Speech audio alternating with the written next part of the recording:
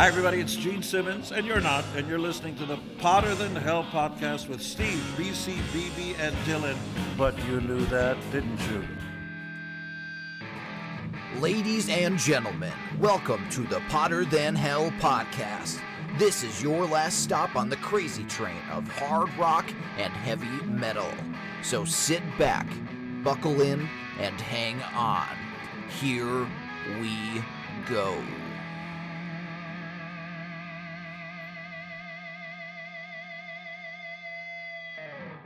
Hey, Potter Than Hellions, welcome back to the Potter Than Hell podcast. This is Steve, your host. I'm joined as always by BC. And no BB.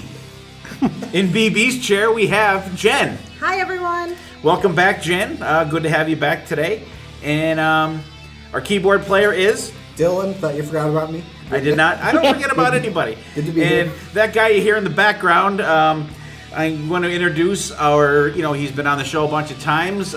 He's an attorney at law, Mr. Sonny Pooni. What's up, guys? How are you, buddy? I'm too stupid to be an attorney, I'll tell you that right now. Oh, I don't know. I've been hearing some rumbles. I don't know. We'll see. We'll see. All right. Welcome back, Jen and Sonny and BC, Dylan, and we'll even welcome myself back. And Welcome back, Cotter. Thank you. Welcome back, Mr. Kate. Kate. All right. What do we got going here this week? I just want to thank everybody for listening and sharing our posts, and I want to thank everybody that voted for us in the Steamtown Music Conference for the Steamtown Music Awards, and voted for us and shared it. And the voting is over now. We appreciate everybody that helped us out on that, and we will find out if we are victorious on September 14th at the. I think it's the 13th. I think it's September 13th. Okay, 13th or 14th. September, right? Yeah. It's not And a We'll let you Friday, know. right? It actually works out pretty I think good. it's on We're the three. Thursday We're before. BC, BB, and I are actually none of us are working that night, so we'll all be there, and Dylan will be there, of course. Hope we get the nod from the judges also after the voting. But hey, we get to do something pretty cool there, though. Absolutely, we do. We were asked to present the award for the best metal act in the area, and we get to do that. We're gonna kind of brainstorm a little bit to see what we could come up with and do something kind of cool at that. And I didn't mention that to you guys yet, but that's what we're gonna do. That's cool. Congratulations. Yeah. So, thanks everybody out there. Thanks for listening and sharing all of our stuff and, interacting with us. We got the Rockin' Pod Expo coming up in, I don't know, what is it? Probably 2 weeks now? A little bit less than 2 weeks. It'll be a week. It'll be, Well, by the time this episode actually, comes out, you'll be here. We'll be in Nashville when We'll you be in guys hear Nashville. this episode, actually. So, hello from Nashville. it's better that we don't do all the math to figure it out. That's bad. And it's like 800 fucking degrees in here tonight, by the It way. is. It is warm. And, Well, that'll help heat up the debate about our topic. That will. We'll do a couple quick news things here. Everybody here, we kind of threw it out there to listen to the new Ace Frehley song, "Rockin' with the Boys." We'll get a couple quick opinions on it. Sonny, we'll go with Sonny Pooni Esquire first. What do you think, Sonny? I saw some things on online that said it was like the Beth with balls, kind of Ace Frehley's Beth. I don't know about all that. I guess they're right. I like the Trouble Walking vibe, so I like the song. Okay, cool. Jen, what'd you think? You're not a big Kiss fan. What'd you think? I'm not a big Kiss fan, but I do like some of their songs. And the first time I listened to it, the beginning kind of reminded me of Ozzy Osbourne for a little bit. I don't know why, just the sound of it. But I actually like the song, so I'll listen to the record. Okay, we got 2 thumbs up. Okay, BC. I like parts of it, don't get me wrong, but there's some parts of it that just I think could have been done a little bit better. But overall, not bad. Dylan. I don't like the way the guitars are mixed. I think it's a little jangly sounding. It sounds a little empty, especially like after the solo, like where it has that one isolated guitar with like the chorus, and it sounds really just empty with just that. That's just coming from a technical perspective. I have to be stupid like that, but I don't know. It didn't catch me like a lot of good Ace songs catch me. And I think the cover of the album is like really super cheesy. Like that's like the darkness levels of cheesy for me. Darkness levels. I like that. Yeah. Darkness levels. Like it looks like he's a Um, member of the darkness with that spandex on. I'm like, I Ace. initially hated the song. I'm like, this sucks. But then today, actually, I listened to it probably like 6 times in a row. And I actually like it. And as usual, I disagree with Dylan. I like the jangliness of the guitars. And I like it. And actually, I listened to that. And I listened to Bronx Boy like back and forth. And I'm actually excited to have this album come out. And I like it. I think it sounds cool. I wish the cover would be that, if anyone's seen the white cover with Ace on it, it's like a black and white picture, and I think it's the picture for the single or whatever. I think that would be a much better cover than the whatever the monstrosity that they're going to put out is. But I enjoyed it. So you guys out there, check out the new Ace Frehley song, Rockin' with the Boys, and he has another single out called Bronx Boy that came out a couple months ago. It comes out on October 19th and is called Spaceman, which that space shit just drives me out of my mind. Like, we know you're the spaceman, hey, and it was nice of him to name his album after Tommy Thayer's custom guitar. That was nice of him, a nice homage to Tommy Thayer. Good job, Ace. That was after a Killer song, Spaceman. Really good Killer song. Oh, yeah? Well, I'll have to take your word for that. Our thoughts and prayers go out to Oz Fox of Striper. He was doing a gig with one of his side projects, and he had a seizure, I guess, and he fell off the stage. And he's still hospitalized, I guess, and they're trying to see what's going on with him. So, we're thinking about you. And last thing, real quick, Steve Perry's got a solo album coming out in October. It's called Traces. What's your guys' thoughts on that? I just saw that literally like 10 minutes before coming over here. So that'd be pretty cool, I think. I mean, hey, I've always been a fan of Steve Perry. I didn't even know he was having one because I'm all up on the new Circle CD coming out soon. Oh. Well, Sammy is the best. So. Wait, I'm going to say, I just read something about that. The album is about the planetary money system. That's what they said. I'm like, I don't know. Really? And you have to listen to it in order because I guess it kind of tells a story. A Sammy Hagar concept album. Stop it. Oh. Who would ever thought? Sonny, how about you? Who would ever Steve thought? Perry or Sammy? Take your pick. Or both. I will say the two biggest questions in rock right now is, can Vinnie Vincent shred and can Steve Perry sing? We have no clue what this is going to sound like. That's what I was thinking too. I'm like, is Steve Perry Very still true. able to sing? Because I haven't heard it. Very word true. from him. Well, apparently... But he played in some clubs. I wasn't at the club. Oh, no. But Steve Perry? Steve Perry. Yeah, he got up with a couple tribute bands or something like that and sang, and it sounded good. That was like last year, I think. So, but that's nowhere near what Sonny said about Vinny. Although we will maybe get to see Vinny do some shredding. He's supposed to get up and play with 4x at the pre-show at the Gathering before Kiss Cruise 8 in Miami on the 30th, I believe it is. So he's supposed to get up and he's supposed to play I Love It Loud and All Hell's Breaking Loose, which both songs really aren't known for their shredding solos, but maybe we'll see a little something. But what we saw so far, Just I would little take that too. Plucky acoustic shit. So I'm a little nervous there. So, yeah, good point, Sonny. What are we all listening to? Dylan, go first. You're so excited about it. Well, I finally got a chance to listen to Ghost's latest one, Prequel, all the way through. For some reason, I had just put that off. I don't know why, but I really liked it. It's a different type of sound for them. It's I would say a little more poppy than they're used to, but still, I really like it a lot. I mean, I love there's like this cool instrumental part, like at the end of Rats, that I wish they kept going on that riff. It's so cool. Maybe they will live. And hey, there's a sax solo in the album, which is really it's cool. I think I said it before. I think there's just one too many instrumentals on that song. See, I don't mind the instrumentals. There's one song that I wasn't a giant fan of. I can't remember the name of it because they're all weird names, but that was the one song I could have done without. I think it's I'm gonna say it's Pro Memoria. That might have been my weakest song in terms of everything, but I really enjoyed the album. Cool. Sonny, what are you listening to currently? Well, sometimes I listen to stuff that's out of rock, so I'm definitely listening to the new Hailstorm, so that part's for sure. Yes. But I'm listening to a lot of Sam Cooke lately. Okay.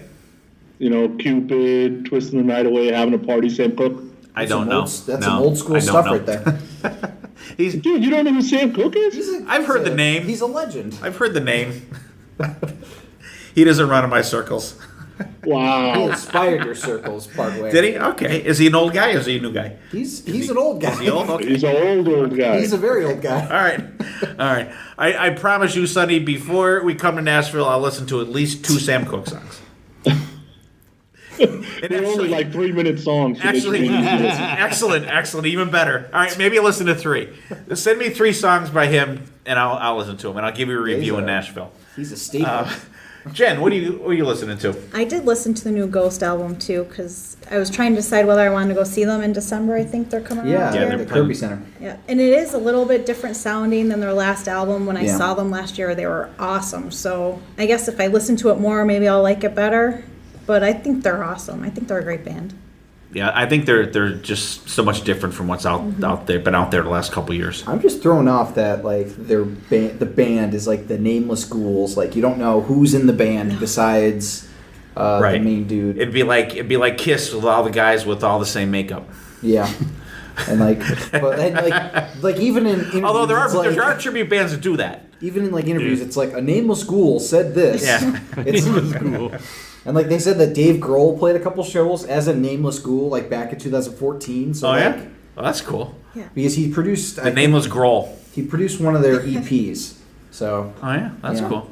more reasons that Dave Grohl's awesome. Plus he has a new song out and a documentary that he plays all the instruments on. So it's a really cool. He's check great. it out. He's just awesome. Now I've heard of him, Sonny. I would hope so. You would be living under a hope rock so. if you haven't heard of Dave. I was actually with Jen and we saw him live. Actually, Yeah, that was a great that time. was And, awesome. and guess who Dave Grohl has heard of? Sam Cooke. Yeah. Dad.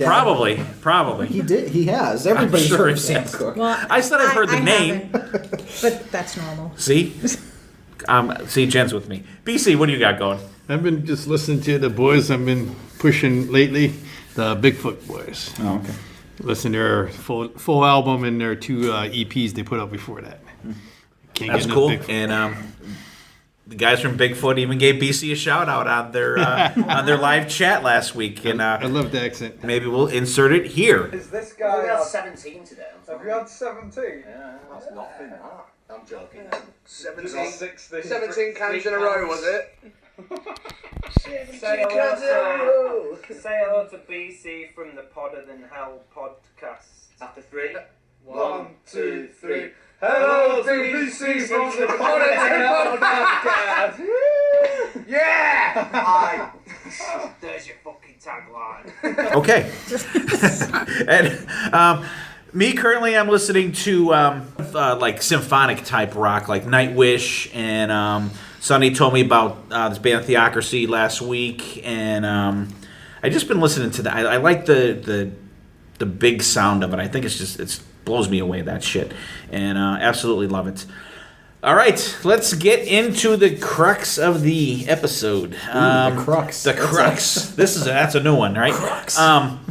This is definitely out of my wheelhouse. This is something that BC and I have railed against since we've started doing this podcast. Ironic that neither of you two are missing this episode. I know. Yeah, and BB had every intention of being here, but he ended up working. So we're gonna do ballads tonight. We're gonna talk about we each have 8 picks we're gonna pick, and we're gonna do our usual.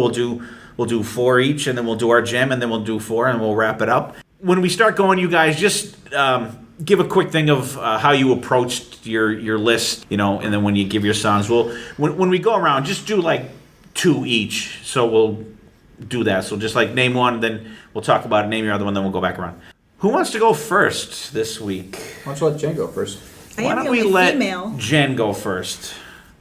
Good idea, Dylan. Yeah, thanks, She's the Dylan. guest. I was always going to let her go first, Dylan. Give me a break. All right, Jen. Give me Welcome a break, back, and hit me with your best shot here.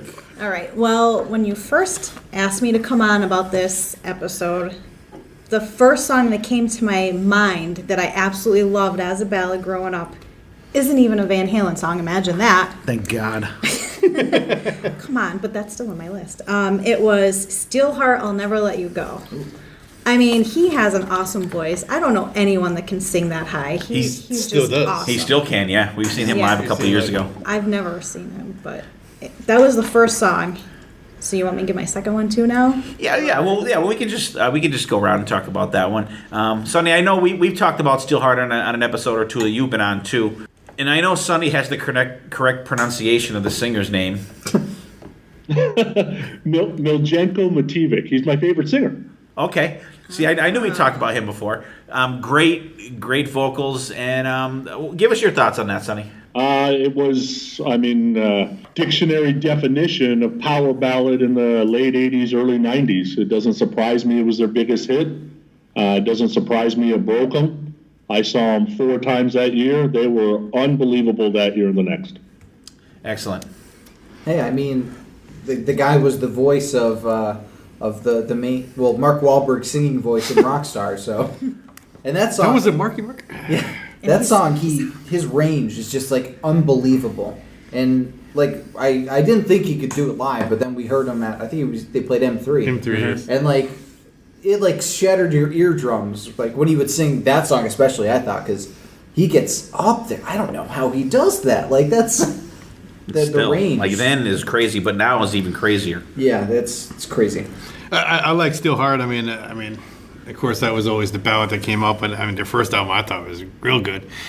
Never really got the material play except for that song, and that guy has pipes. Mm-hmm. He brings it even to this day. I've heard that song at probably 20 different weddings. It was one of the songs that you hear at weddings for like their wedding song and stuff. But they're another band I think that that song helped them, but it also hurt them because everybody associated them with that. But those guys are a rockin' band. They have a lot of cool shit out there. So it's kind of an extreme situation almost. Yes. To the extreme. Or a Mr. Big situation. Yeah.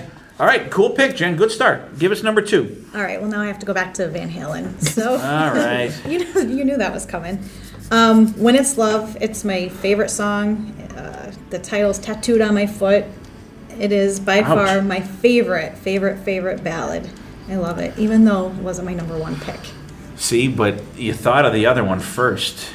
Because you know why? I listened to that before I got into Van Halen. Okay. All right. Well, and at this point, she's been shamed into like having her Sammy I know. in the closet here on the podcast. Exactly. Poor woman. I know. Sammy's like the Peter Criss of singers. She's afraid to sing. Listen, hey, listen.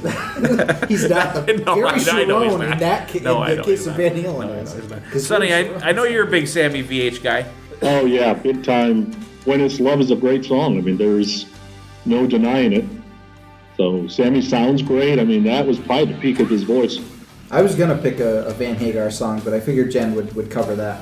But that's a good pick, and it means a lot to you, obviously, because you have it tattooed. That's so, right. I mean, these are the ballads, people, the things that mean the most to everyone. And she didn't tattoo mean on, the most to most. She didn't tattoo on like Beats Workin' or anything like that. She tattooed When It's Love. I'm gonna tattoo Stay Frosty. Come on. That's like the worst Dave song ever. It is not. I think there's a lot worse Dave songs than that. Yeah. You see, it's like good. 100% of them. Oh, this is gonna be fun. I can remember when that song came out. It did do nothing for me. I had no connection to it, I guess, maybe. But overall... Do you want to make a connection to it? Yeah, with her foot in your ass with the tattoo on it. But it's grown over time. I mean, you gotta give it respect. I'll give it a okay. Yeah, whatever. I know. You had to be expecting that from me. know. All right, cool. Good start, though. Now, Sonny, give us your first 2, my friend. All right, so my approach, I did not do my top 8, because if I would have done that, it would have ended up being the same bands over and over. I just did 8. I started out at like 500, so getting it down to 8 was rough. And then, I'm a big ballad guy, and to me, if it's emotional, there's not a lot of distracting music, it's a beautiful vocal, kind of gives me goosebumps, and connects to my life somehow, I'm in. Like those are the ballads I like the best, so that was kind of my approach to it. My first one is the best wedding song of all time. And nobody knows it because nobody ever uses it. So whoever's listening to this, if you're thinking about getting married, this needs to be a wedding song. And it's called As I Do to You by Jeff Scott Soto. Jeff Scott. I don't know if you guys heard the song when I sent it to you, but it's I hate that stupid Love of a Lifetime thing from Firehouse. I'm so burned down on that goddamn wedding song. Yeah. Like every time I go somewhere, it should be this one.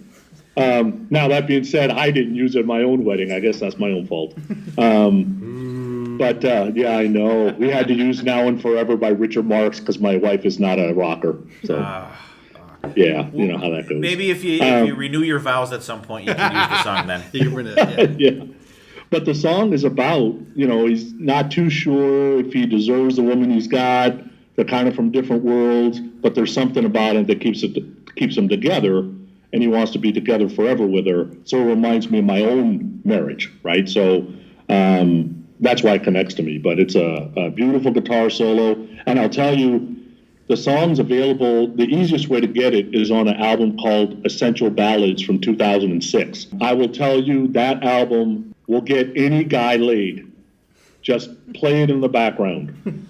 All right. There's absolutely no doubt. I'm going to try that Sunday. BC going to try it. All right, good pick. Yeah, I checked that out. I thought it was a really good song. And like you said, there's a lot of stuff out there that is just, really good that it's a shame that it's not more well-known.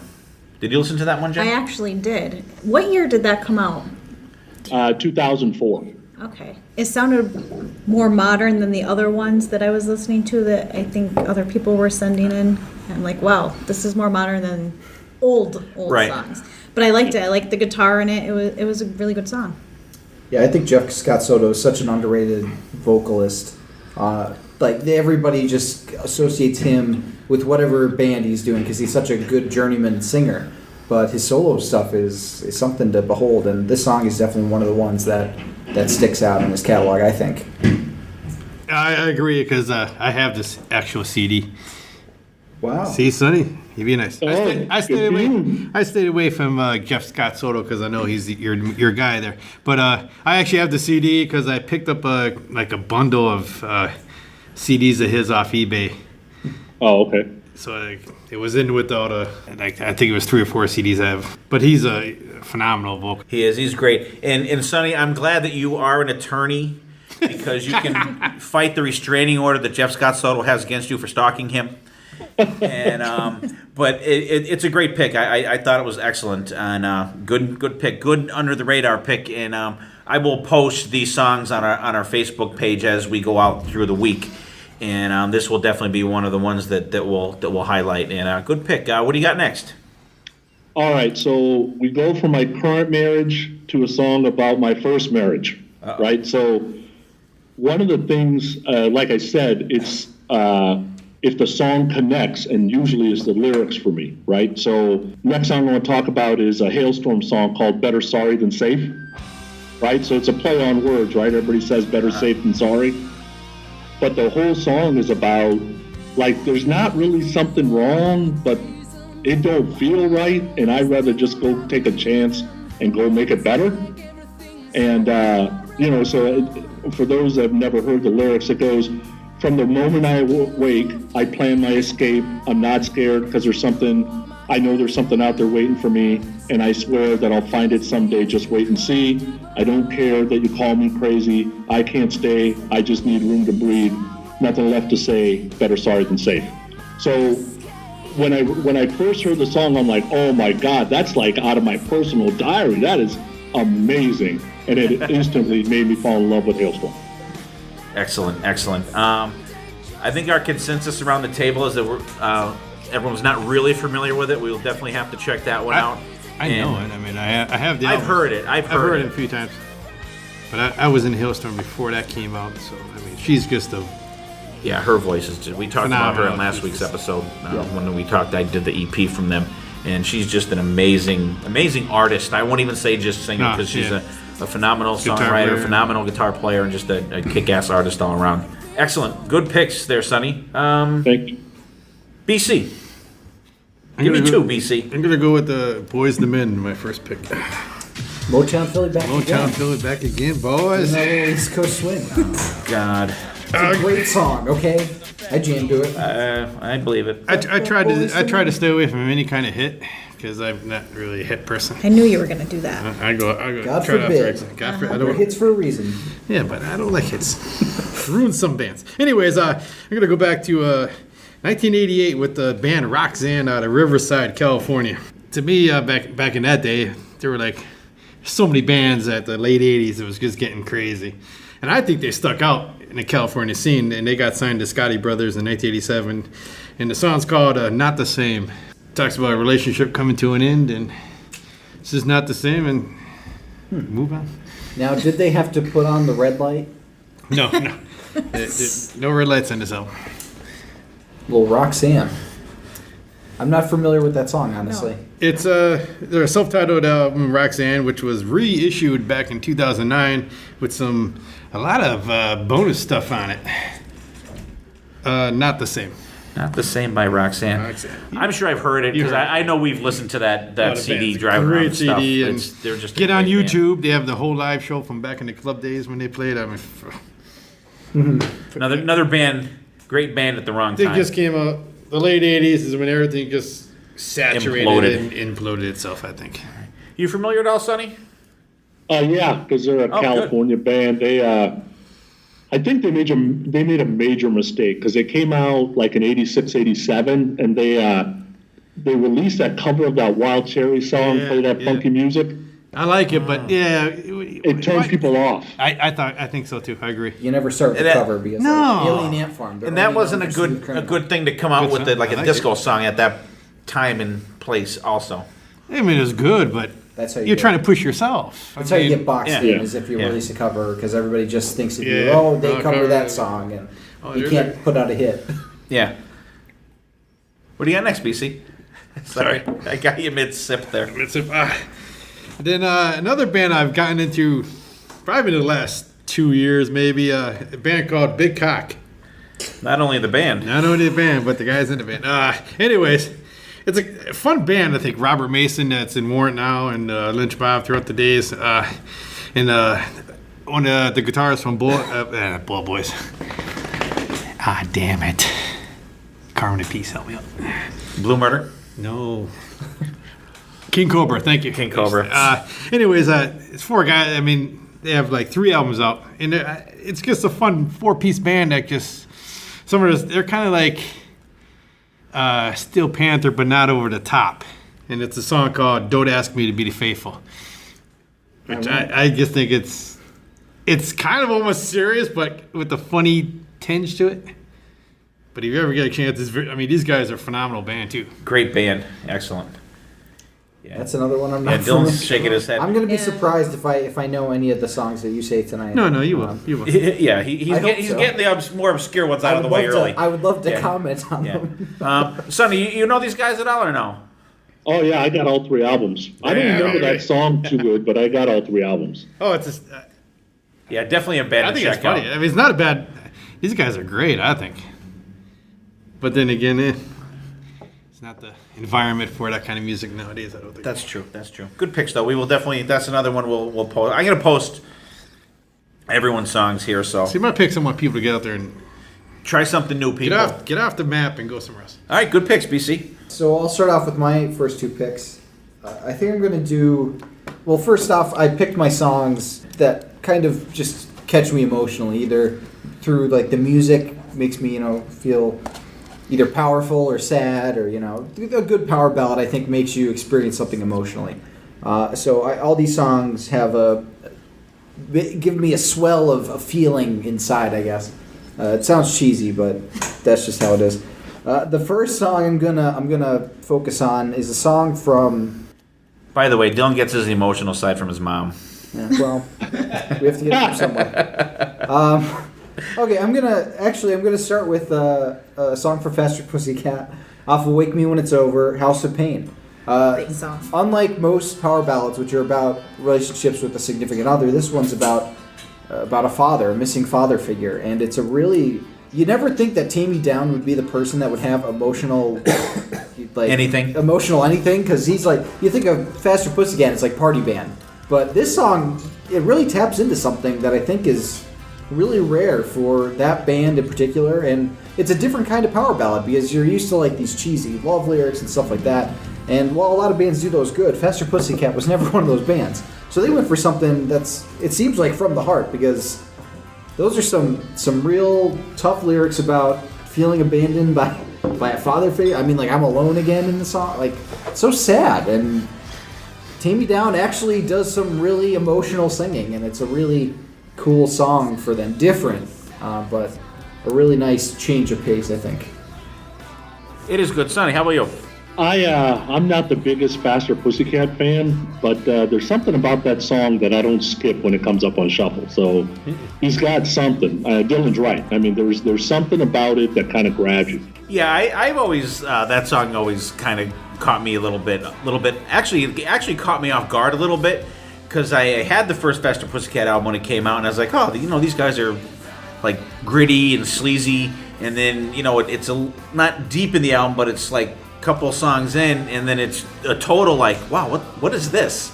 And then you listen to the song, you're like, wow, this is like totally not Faster Pussycat, but then you're like, wow, it is. It's just one of them songs that I think just like kind of catches you a little bit. I really like that song. I'm not sure if I know any others by Faster Pussycat, but that is a great song. I remember it from childhood or teenage years. I don't want to give my age out there, But she's 25. That's a great song. I like it. Good pick. Thank you. I agree. I mean, I was familiar with the first album of Faster Pussycat, and the last band you think on the face of the earth to go put a Ballads on would be Faster Pussycat. But like I said, I was attracted to it just because it wasn't about the typical ballad stuff back then. It was different. Life experience he was going through, and like you said, I mean, no matter how many times you hear the song, you don't skip it. Yeah. Good pick, though. And my next song will only take a minute of your precious time. It's a Two Steps Behind from Def Leppard off of the Last Action Hero soundtrack. Originally recorded or thought of for Adrenalize, they shelved it for some reason and then decided, hey, let's put this on this soundtrack. They put out, I think it was the acoustic version they released first, and then they did an electric version for what, Retroactive? Was that the? Actually, both of them are on there. Oh, are they both on there? Yeah. But it's a really nice tune. It's not as like assuming of lyrics. Like he's kind of, it's almost like he's giving the girl some space. It's like, I'll back up a bit. Like I don't want to be like down your throat about these things, and like I'll just be behind you. I won't be right up your ass. But it's a nice little song, and the I love the background vocals during the chorus. Like it adds such a nice like group dynamic that makes the song really cool. Okay, cool. Sonny. One of my favorite Def Leppard songs ever. Yeah, I like it. I don't like the acoustic one, go figure. But when they did the show in Sheffield, I want to say it was Vivian Campbell's first show, and they did it electric during this show, and I always thought it was cool. Like I like they're one of the best bands, I think, for harmonizing background vocals, and it definitely shows on this song. I love it. That is a great ballad. Def Leppard's a great band. I really don't know what else to say. It's great. I gotta agree. I mean, Def Leppard's known for, that era, Def Leppard, I think it was known for kind of songs like this. It's a good song overall. I like it. All right, good picks. Thank you. Oh, is it my turn? Yeah, it is your turn. Oh, I don't even know where to start. We wanted to do this show. I've been going back and forth with Sonny a little bit for it, and Jen was one of the first people that I thought of besides Sonny to do this. And I was thinking, oh man, like what the fuck am I gonna pick? And then after I ended up with a list of like 60 songs on it, I was like, holy shit! Like, and that was just quickly. Not even going through albums and songs, just going through my iTunes, looking at a band, saying, oh, this song and that song and this song. And narrowing it down was tough, and it's definitely one of the episodes that we're having that we will definitely revisit and come back and do a couple different ones for. And but there's so much, I guess I liked more ballads than I thought. I mean, there's some that I fucking hate, but there are some ones. Huh? I said what? Sim hater ones? To name a few. Fight. But I always go by kind of along the vein of what Dylan said. Is a song that it could be just a note that they play or a harmony that they sing, something that makes you just. So you're saying it's catches your breath just a little bit, makes you stop. Like, holy shit, what? It's like I hate this whole song, but this one note, God. Right? Yeah, it could be. I'm gonna start my list off. I'm gonna go with Little Cheap Trick, "The Flame." I've always liked that song. Sorry, Dylan, did I knock one out of your list? I have plenty more. I've always liked that song. I love the melody of it, and it's just a good song, and Robin Zander just absolutely vocally knocks it out of the park on this song. Yeah. I'm actually surprised that I know the song that you're talking about. Oh my God, I'm going to sit here and be like, I don't know it. But I know that song, and I really like that song. It's a great one. You see. I like it. I mean, Cheap Trick is always a. And he said Robin Zander I just saw him a month ago, 2 months ago. I don't know. And he's still brilliant. Did you? Allentown. Oh, that's right. They opened That's up for right. Poison. Okay. They were shutting all the factories down. Were they? It's getting very hard to stay. For the longest time, I did not know this was Cheap Trick. I would hear it, and because I would always associate Cheap Trick with like zany, like I Want You to Want Me or like the Dream Police, kind of weird stuff. But when this came out, I think. Yeah, this is like, it's a completely different sound for them. But like they're a band that they have a lot of different sounding songs. Like, Woke Up With a Monster sounds completely different from. That's a great song too. From like She's a Whore, But The Flame is a really beautiful song from a band that you associate with like Rick Nielsen's Wild Antics and like a guitar that looks like him and like a 12-neck guitar. But like they could really dig in deep when they want to. All right, Sonny. It was one of the first Cheap Trick songs I ever heard. So I thought all of Cheap Trick would be the same. Boy, was I wrong. So I would say I'm a very casual Cheap Trick fan, and this is probably one of my favorite Cheap Trick songs. Thanks to MTV. Oh, yeah, they played the shit out of that song when it came on. Yeah. Absolutely. All right, my next pick, Sonny was talking before about wedding songs, and speaking of wedding songs, and unlike Sonny, I was able to pick our wedding song. Because my wife is, like, not a rocker, but, like, not really a music person. So, and we got married in 1993, and this album was only out, like, 4 years at the time. So I picked Forever by Kiss from the Hot in the Shade. And it has out of all the albums and all the songs that Bruce Kulick played on, this is one of his best guitar solos ever in this song. And you guys know I'm not a big ballad or acoustic guy, but this song is something that's just it's a great song, and I thought it was a good pick. And co-written by who? Michael Bolton. Yep. So I could not leave this song out of my list. All right, Jen, are you familiar? I don't know if I know it. What? You're really? I already don't know the song. I can't. No, I'm not singing it.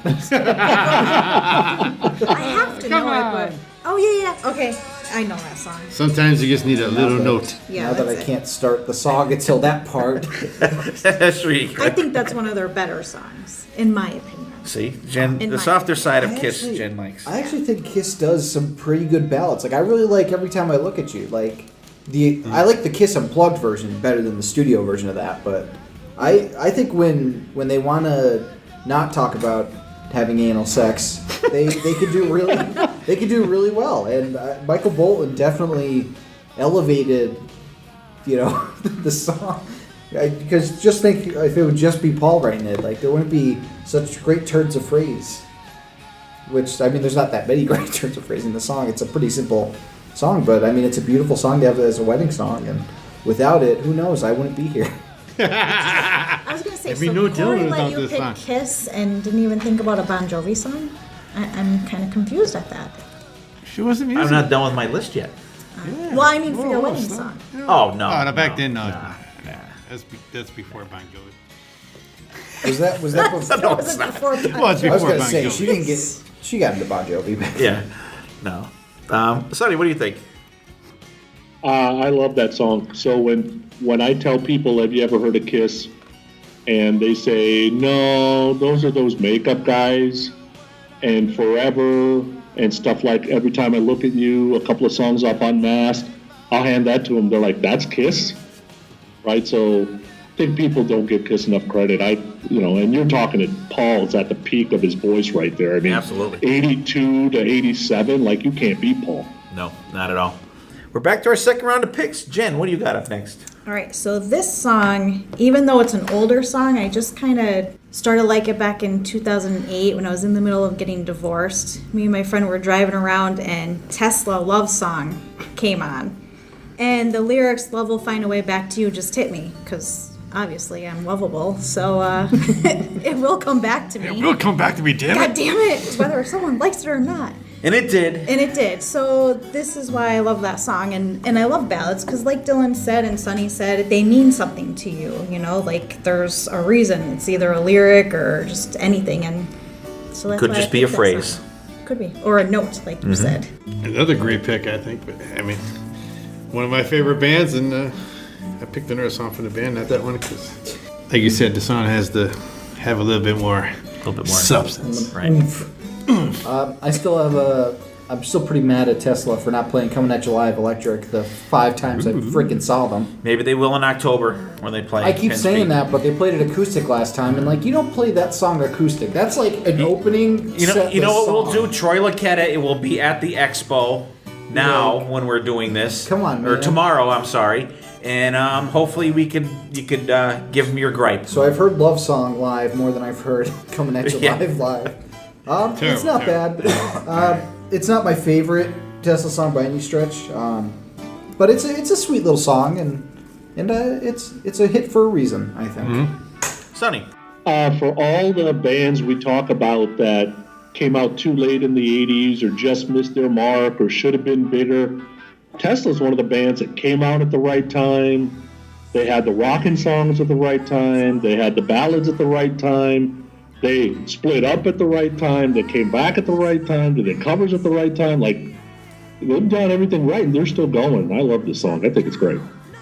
Yeah, actually, today I was listening to Dash Radio, a new app that I discovered that has a really cool Monsters of Rock channel on there. And the guy's talking, and he says, "Oh, you know, Tesla's up next." So in my mind, I'm thinking, hope they don't play one of 2 songs that I actually hate from these guys. And then they play one of them, which is Love Song. And then my very next thought was, I can guarantee you Jen is going to pick this song. Of course. So it's a nice meaning to it. It means a lot. absolutely. I don't begrudge anybody how they feel about something, but it's a skipper for me. Sorry, Jen. Why? Huh? I don't know. I think it's just I don't know it's a yet. little too sappy for me. You begrudged me with the Alice in Chains pick last week. Well, because that sucked, but this doesn't suck. I'm not a fan of it. I like 2 out of the 5 songs on that. I respect your pick. All right, thank you. What's your next? Because it's not Van Halen. That's Come my on, you gotta wow me pick. with the next one. Come on. Terrible. I feel like. No, don't All worry. right. It's all good. Don't worry about him. Next one is Slaughter, Flight of the Angels. I love Mark Slaughter. I love him. I saw him for the first time. When was that? You guys were there, right? 2 years ago? Down at was it at Mohegan's Sun? Yeah. Actually, no, that one was Vince Neil I was thinking. I actually missed that show. That was the night were there, though. that was actually the night that my father-in-law passed away. That was The night of that show. You were there? I, You were there? I think Renee. And you were there. Oh, yeah. Yeah. But That was anyway, a that while was the ago. first time I ever saw Slaughter, and I loved them since, the 80s. I'm not going to say when, because I don't want to give out my age, but Oh, stop. I started listening to them in the 80s, and I loved the song, but that was the first time I saw him, and I love him. I could stare at him all day. I agree. That I mean, that was a big song back when that first album came out. They had to stay up all night. Up all night. But it stands the test of time. I think you constantly hear that on Hair Nation, like Yeah. radio stations like that. Yeah. But so you got to give it respect. Yeah. And he still sounds amazing. He does. That one, I like the studio version, but I think when they play it live, they drag it out a little too much for my liking. It just seems like it kind of drags for me. But I do like the studio version of it quite a bit. Mark Slaughter has the pipes. And it's not like, it's like he's soaring with the singing, but it works really well for the song, and I think he did well on that one. I'm not a fan of it live, though. Sonny. I actually like the acoustic version of it better I think I've heard versus the studio version, but I think it's like it was bonus track a on big hit. That's for damn sure. Oh, got it. Yeah, I always like that. See, Jen? Good I job. redeemed Good job. myself? You All did, right, thank absolutely. you. I always like this song, and it's always. I just wish Slaughter wasn't so loud and distorted live. They're a great band, great live band. The last time we saw them, actually, when we saw them, there was like fucking 8 inches of snow on the ground. We came out of the venue. It adventurous ride home, to say the least. Yeah, that was rough. And but like they're a great band, and that's an excellent song. And that's one song that I don't mind, like a slower song that I don't mind seeing them those guys do. Good pick, Jen. Thanks. BC, what do you got up next? Some people should know this band. Anyways, I did not hear the song until we went to the Rock and Pod Expo last year, and I was talking to Todd Poole, the vocalist of Roxy Blue, which this was supposed to be on their second album, which never got released because they just came out the wrong time. It's a song called "Set Me Free." So I'm not sure. I mean, I have 2013, but that's not when it was meant to be on their second album. I guess it's one of those ones that you hear a song, it just catches you, and I can't even name a reason why it catches my ear, but I can listen to it 100 times. Yeah, I'm 0 for 3 on your pick so far. Yeah. I'm doing good. Yeah. I don't know it either. Come What are you done? get out of Sorry. the woodwork. I'm familiar with the song. I like it. It's good. I mean, Roxy Blue is a great band. Apparently, they're supposed to be coming out with something. I Yes. think Next year. they're back and they're a re-signed band, and a real good band. Sonny, how about you? Yeah, it's a good song. I'm not the biggest Roxy Blue fan. I don't think it's one of the few bands I haven't seen live that I probably should have. I haven't heard the song in a while, though, but I remember it was all right. All right, cool. All right, BC, give us one that Jen knows at least here, or Dylan. All right, Come all on. right. If you guys don't know this, get the hell out of here. I'm just gonna Well, leave. shut the mic off. Mic drop. Bon Jovi. Oh, never. I'm gonna stick with one of my favorite bands, and definitely my favorite album from this band, Tesla, from Psychotic Supper. What You Give. Okay. That one I do. That I one. like acoustic guitar, and it's my favorite album. Maybe I don't know why, but nothing. I mean, I like your pick, but when it comes to a ballad from Tesla, I would go with this one any day. Psychotic Supper is your favorite Tesla album, huh? Yes. Psychotic Supper fucking rocks. Fucking. No, usually people say Mechanical Resonance. I respect the No. outside pick there. That's a great album. Don't get me wrong, but listen to this album. If you never listen to Psychotic Supper, listen to it. The solo, you get me excited. I like the song. It's great. Jen's a fan too. All It's right. not what you got, it's what you It's get. what you get. That's That's right. Sonny. Tesla twice on a Ballads episode. That wins big for a Sacramento band, baby. Love it. Excellent. Sonny, did you see them before they hit? I saw them right as they hit, and Mechanical, that first album, Mechanical, that's a yeah. desert island album for me. Nothing touches it, and I know Psychotic is good, but nothing touches that first album. There's no bad song on that album. Definitely not. And most of the time I've seen them live, they open with "Coming at You Live," so I don't know what the hell Dylan's doing. I don't know. Where has he been? We saw them at M3. They didn't play it at all. When they got back together in what, 2000? I could be off on the years. I remember I was working in Wilkes-Barre, and they played at Kirby Center, and it was the original band got back together, and they came out with "Coming at You Live," and it was just like blew me away. I mean, no matter, you cannot get sick of that song. Yeah, that was It was electric. Plugged it. Yeah, that was the first song that I saw them was guys doing the open up for David Lee Roth in 1987 on the Eat 'em and Smile tour, and like it was just a band that just stopped choking over there, Jen. Sorry. You said that word. Just absolutely blew me away. And that was the first song that I ever heard from them because you were watching their live DVD at the fire station, and that came on, and I'm like, holy shit! Like, who are these guys? I probably heard them on the radio, but like seeing that, like It hit you good. hit me more than, and like they have yet to repay me for getting into them through that song.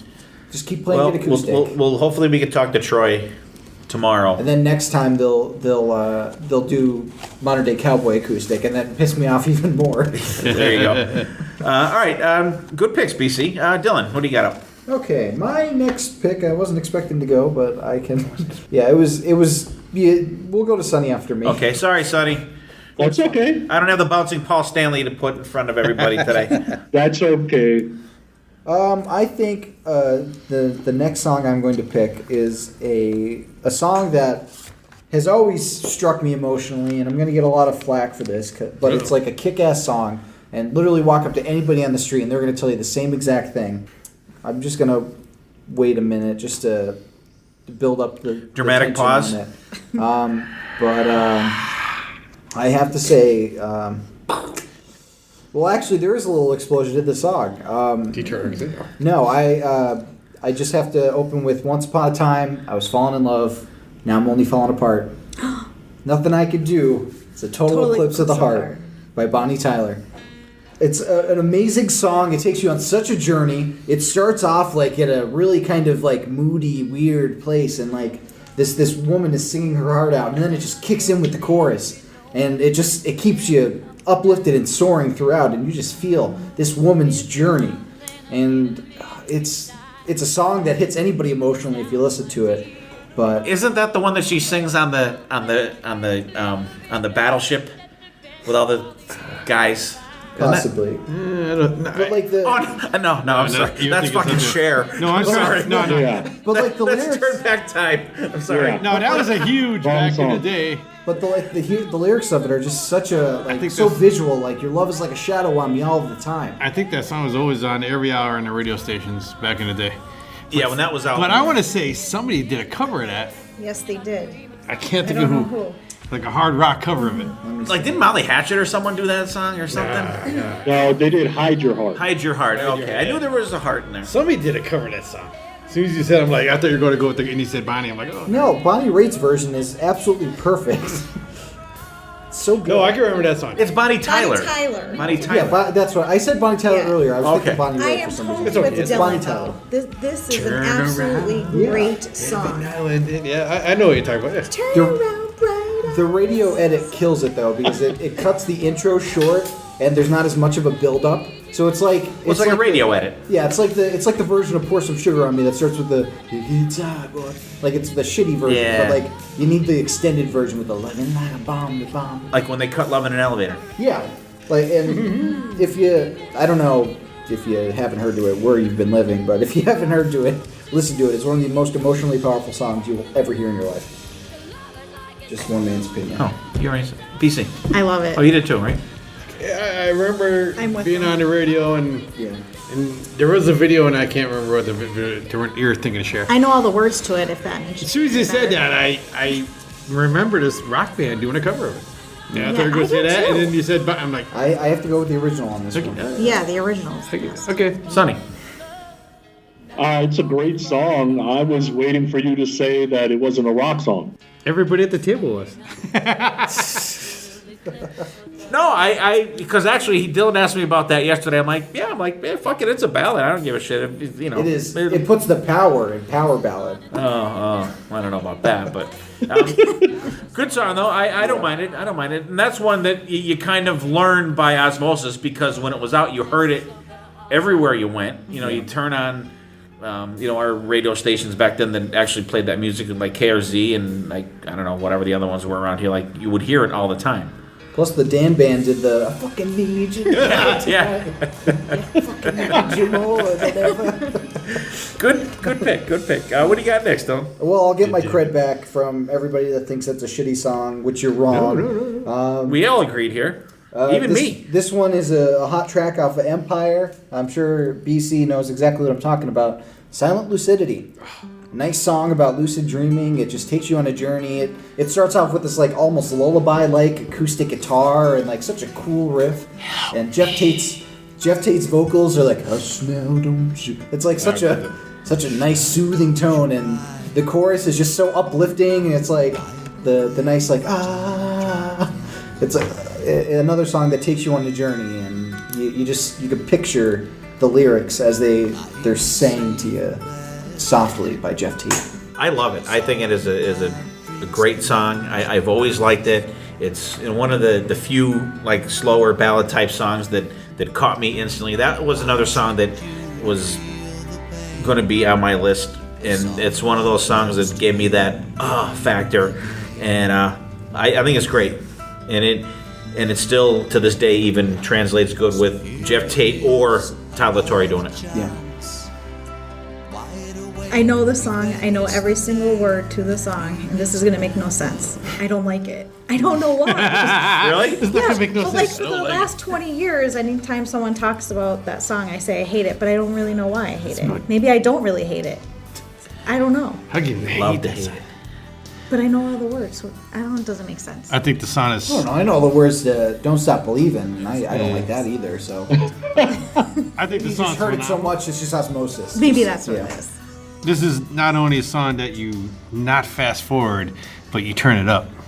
No, I fast forward. Really? I just love that. I turn it up. I mean, this is, I like love you that. said, something that caught you right off the beginning. I like the build up for the solo too. Yeah, it was different when that first came out. You're like, oh, what's the deal? You know? Like, to me, the acoustic riff at the intro is like what makes the song Yeah. for me, because it's such a, like, it just catches your ear. Soothing. It's like, oh my god, this is like a really, and it's funny, I was watching the show Supernatural, that's like a CW show about like demon hunters, and like they play Silent Lucidity in it. I'm like, holy shit, they're playing Queensryche on a CW show. What the fuck? If I was going to do a hits list, that would definitely be my list. Cool. Sonny. Love the song. All right, so I'm going to preface it by saying I like the song, but I know I might have an idea why Jen's not into it. And that is, for me, the ballad's got to be kind of like personal to the person who's singing it. And Jeff just sings a great song about a story, but he doesn't really sell it as something that happened to him, or he just kind of sings it really well. Okay. That makes sense? I can see that. Okay. I can see that. I'll have to think about that one a little bit. I'll go with you, Sonny. All right, cool. Good picks, Dylan. Good picks. Back to me. No, we'll do Sonny. I'm sorry, Sonny. See, I gotta get Paul Stanley out. Yeah, go get Paul. Get Paul Sonny, out here, what's your next pick? All right, so my next pick is about a mistake that was made. So, Striper, To Hell with the Devil comes out. It's their best-selling album. They're all over MTV for Calling on You, et cetera, et cetera, et cetera. They released the next album, In God We Trust, and the first single that comes off of it's Always There For You. It's huge, right? They're on their way. It's 1988. They're going to drop a ballad, and damn it, they dropped I Believe in You instead of dropping Lonely. If they would have dropped Lonely, I think it would have been huge, just like Honestly, and put them in the stratosphere for the next album. Instead, this album only went gold, right, after a huge To Hell with the Devil. So, it's like, all right, Sonny picked like a Christian song. If you read the lyrics, you wouldn't really know it's a Christian song.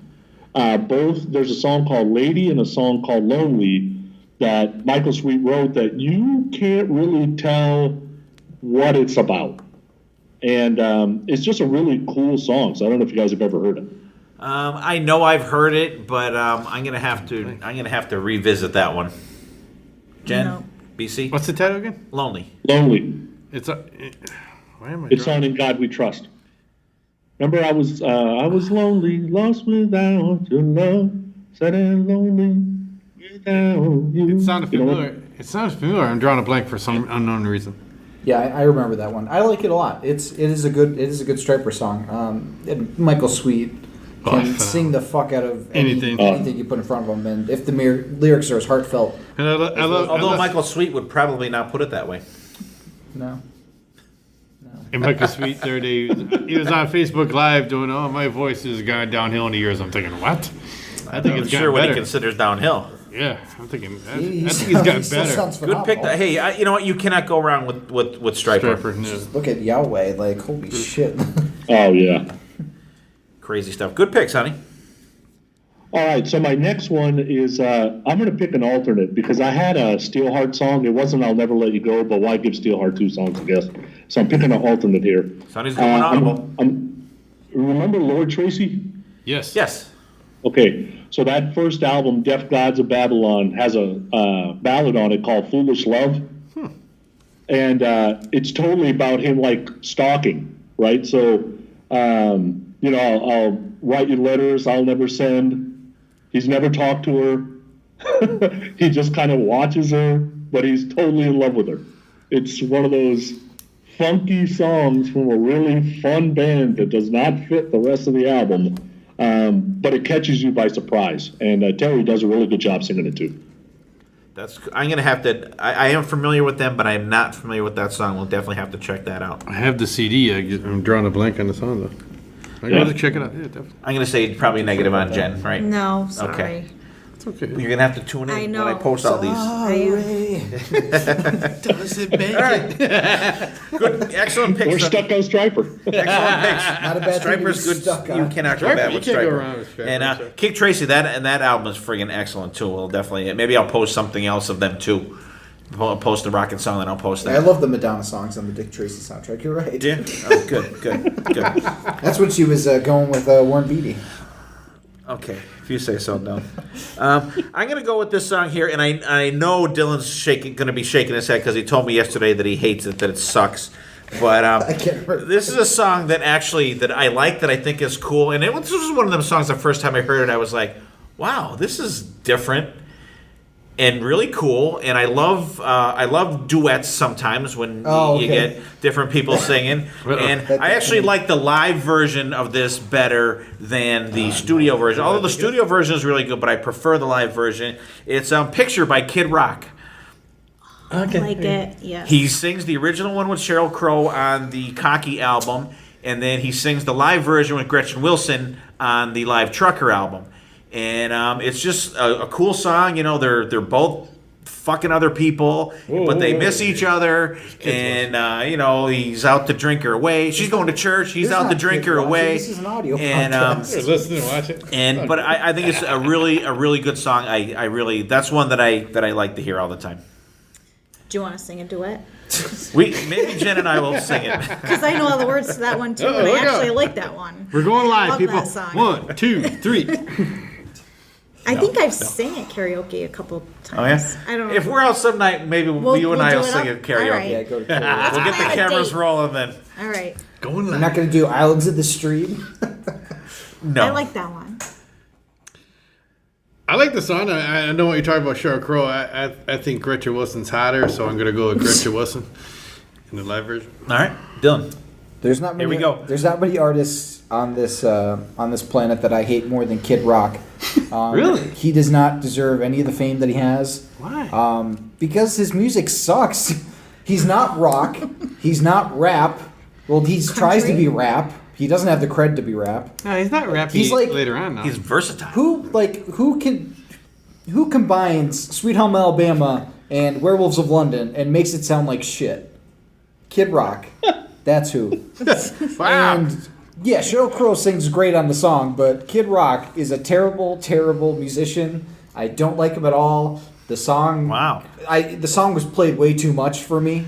Tell us how you feel, Dylan. That's actually one of the songs that I know most of the lyrics to.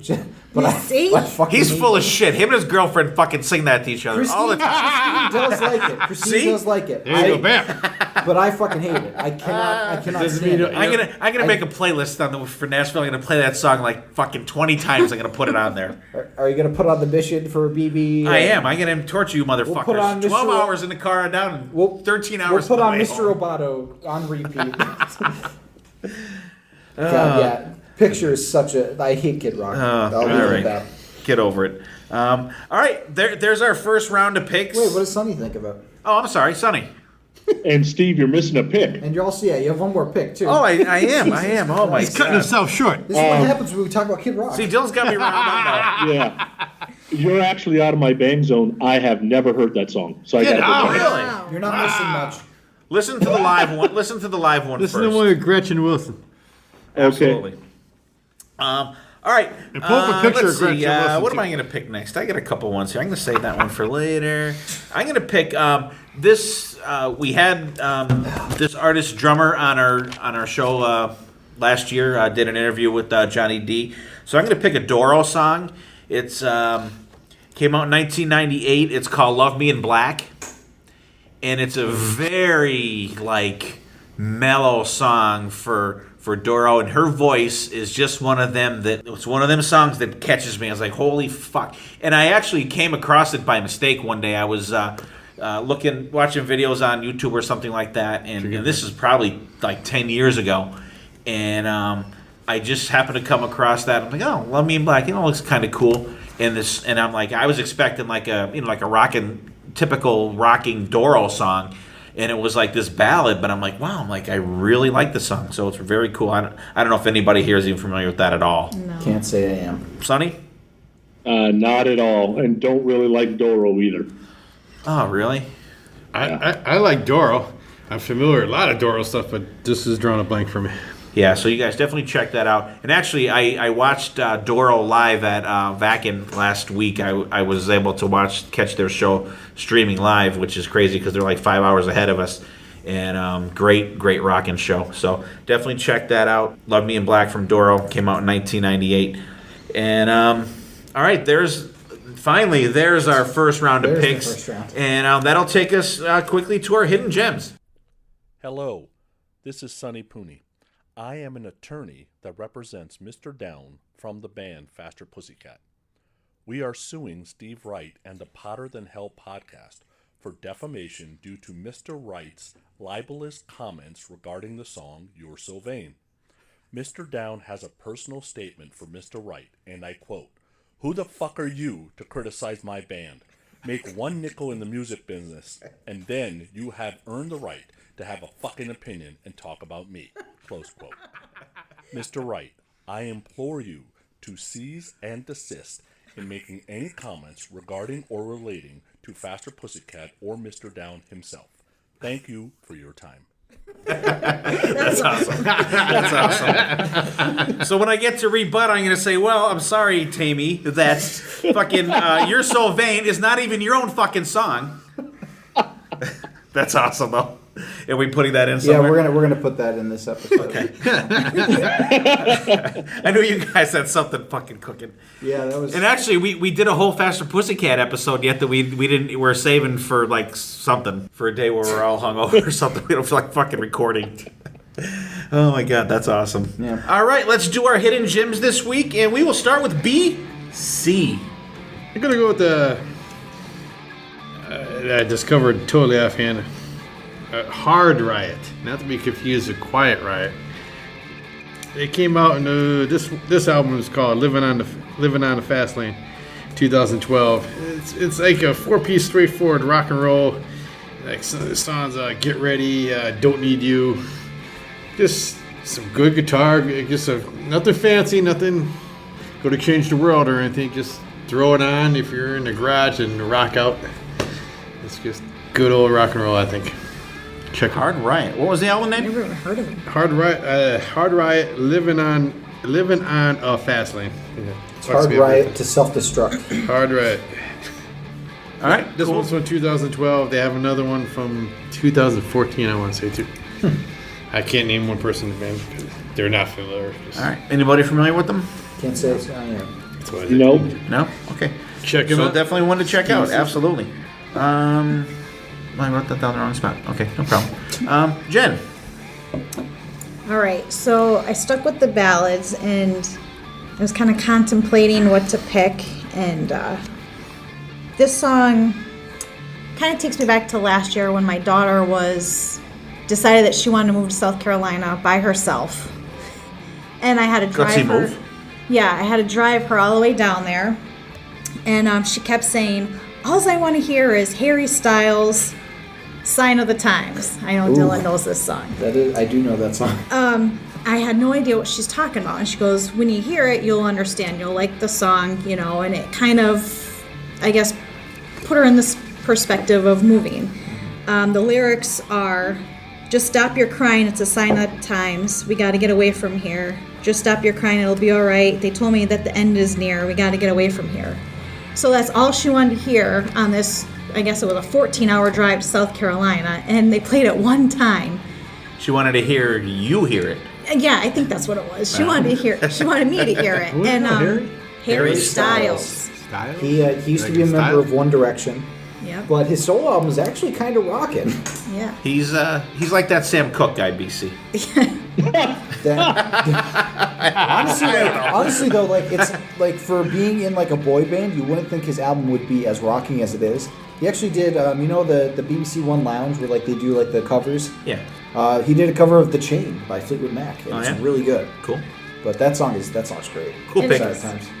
Jen didn't let me know that was what was going to be. I listened to it. It was good. It was. You might actually like that album. I didn't hate it.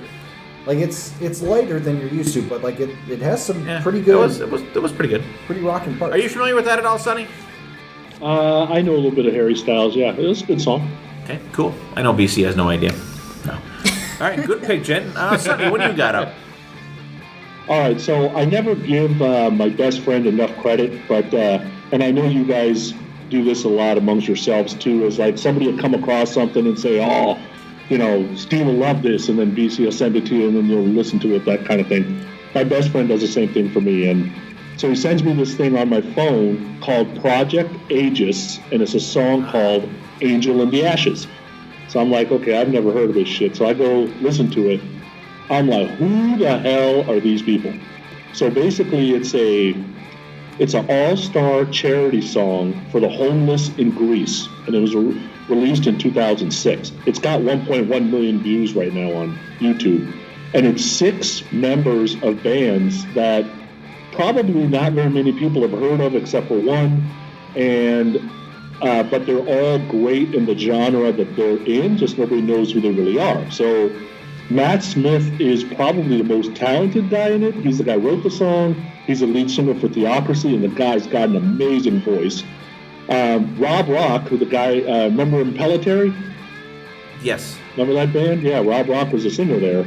He's on this. And then Deza Munoz, she's the lead singer for Vandroya, and she's in here. So after I heard this song, I'm like, man, I got to do some research. Now I'm a huge Theocracy fan.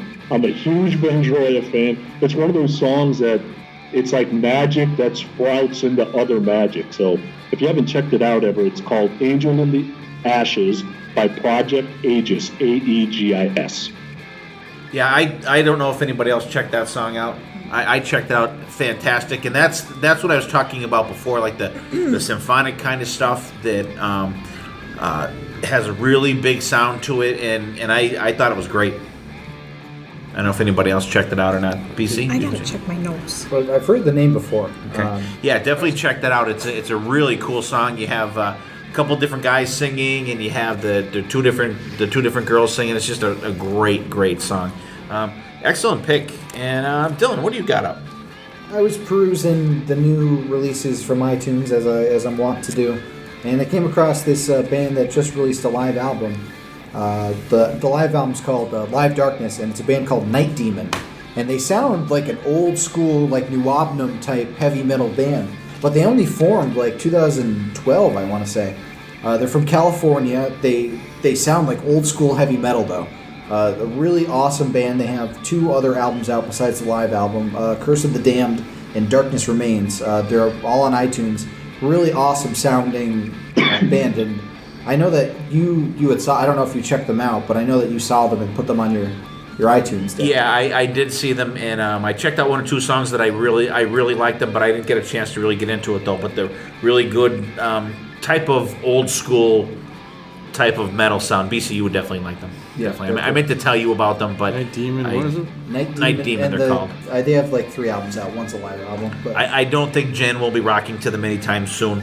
they actually, I think that it sounds like they went on tour with Anvil in 2017. Really? So maybe RA saw them. Oh, maybe. We'll have to see maybe if they were the band that they opened up when him and Jim went. They might have. Cool. They were good though. Familiar at all, Sonny? Oh yeah, they have a little Maiden in them, a little Dio. Yeah. They're from California. Yeah, I like so. them. Okay, cool. But they're a band that I think, like, I instantly thought they sound like a European band. They sound like the new wave of British heavy metal. And they're from America. Yeah, they're from California. Oh, definitely cool. All right, good pick, Dylan. Good pick, everybody, thus far. I picked something. I was just, and actually I had this other one set up. I'm gonna save this one for another day. But I was had a chance yesterday to actually listen to a lot of different things, and I was skipping around YouTube, and I found this guy doing these covers, and there's like 200 of these songs like this guy does. I don't know how to pronounce the last name. The guy's name is Leo Mora Chiholi, I think. I don't know. It's a weird spelling. He's on iTunes. If you just punch in Leo, Leo, he comes up. He does a shitload of covers. It's like heavy metal cover of Boom. Just looking at him here, he does ones of Blur, Summer of '69, another one, Bites the Dust, Adele song, Someone Like You, Danger Zone, Girls Just Want to Have Fun. Right, There's yeah. like songs from Pink, songs from, he does Hurt, he does Deep Purple. Excellent. He plays all the instruments on them, and the videos, they're funny. Like he comes up and they're all like self-done things, and his little daughter, she's like, I don't know, maybe 4 or 5, and she's in them, jumping around in a lot of them. And he actually films a couple of them, looks like in her bedroom, and playing like this little drum kit and shit. Fucking hilarious. But the songs are good. Like some of them you hear, you're like, oh my god, this is how this song should sound. And some of them are like clean vocals, and some of them are like a little bit of, but like not the crazy shit of that, but just a really cool. And there's like, he's got like 17 volumes of like heavy metal covers of like fucking everything. So check it out. It's if you put up Frog Leap Studios on YouTube, this guy comes right up. Phenomenal. I don't know if anybody here is seeing any of that stuff. I'm gonna say probably not. Maybe Sonny, but I know BC's not, because he looks intrigued, and I know Dylan doesn't. And Jen, I want you to check it out. Jen, seriously, there's songs that I'm sure that you like. Wrecking Ball, isn't that a Miley Cyrus song? That's a Miley Cyrus. I just want There's to the say, cover of that. I hate Adele, Someone Like You, and you mentioned that name, and I hate it. Well, listen to that song. No. You will like the song. No. I'm telling you. No. I'm telling you, you will like that. Baby, he does a version of Baby One More Time. So, that's interesting. I'm telling you, there's Any Van Halen in there? There's songs. I don't Children know. Bodom covered He does it. Wonderwall. I don't know who. I forget who sings Oasis. that. Oasis. Superstition. I mean, it's just like a huge variety of songs, but they're all metal songs. And it's no electronic drums, no nothing. gonna It's check all that out. it's all drums. It's all him playing guitar, drums, bass, everything. And the little drum set he has is painted like Alex Van Halen's Fair Warning drum kit. Then Which I is definitely should fucking check it awesome. out. Lord, strike that poor boy I down. definitely should check it So out. definitely check that out. Check out Leo from Leapfrog Studios, I'll say, from me. Hard Riot from BC. Night Demon from Dylan. Project Aegis from Sonny. Angel in the Ashes, which is fantastic. Check out Harry Styles, Sign of the Times for Jen. And think of, That whole album too. It's a good album. check out the album, Dylan says, and check it out. And awesome gems, you guys. Good week for that. And let's get right back into it. Jen, give us your next 2 picks. All right. You're gonna wow me on these picks, aren't you? No, not these two. This is the wow factor. No. Come on, we need to watch. Well, maybe. She's planning on underwhelming me. Maybe. Go ahead. I don't know. All right. Give it a shot. Surprise wow. This one is the band who got me into listening to rock music. Do you remember who it was? Motley Crue. No. I don't have Motley Crue on my list. Imagine that. I know. I don't know. I'm Skid sure I Row. do. Skid I Row. remember you. Okay. Oh, sorry, Dylan. No, it's okay. It's okay. I got other ones. But yeah, Skid Row was the whole reason why I got into rock. I mean, Good place to they're start. awesome. So that had to be in my pick I'm somewhere. gonna show my age. Showing your age. I'm gonna show my age in this one. But I've never seen Sebastian Bach. I'm so sad. I need to see him. Really? Yeah, never. Last time I saw him, he threw a AC fit. Well, that's normal. That's normal, but I still want to see him. Oh, hey, that album came out my senior year in high school, Which was what year? 1989. Oh. So he remembers that's long ago. yesterday. I remember that, and we would pick up non-alcoholic beer, and we'd drive around and listen to that album. I remember. I hope there were no alcoholic beverages in the No, beer. no. Said non-alcoholic beer. He Oh, did you say that? I'm sorry. That whole album. specified. The whole album was great, and I mean is a good that was usually one that we kind of just skipped through. Of course you did. We're in high school. We're I young men. What do you want? But good song, good tune. I mean, it stands the test of time. That is the distinction of being the first heavy metal song I ever put on a playlist for my girlfriend. And she actually liked it. So this song means a lot to me. Really odd, like Sebastian Bach's vocals on this sound really good. He does sing the hell out of them, and I love during the last chorus with the walking hand in hand. I can't do it, but you know what I mean. That was a great rendition. Mike. I had it up until then, but it's a really, really kick-ass ballad song for Skid Row. And walk up to the sound.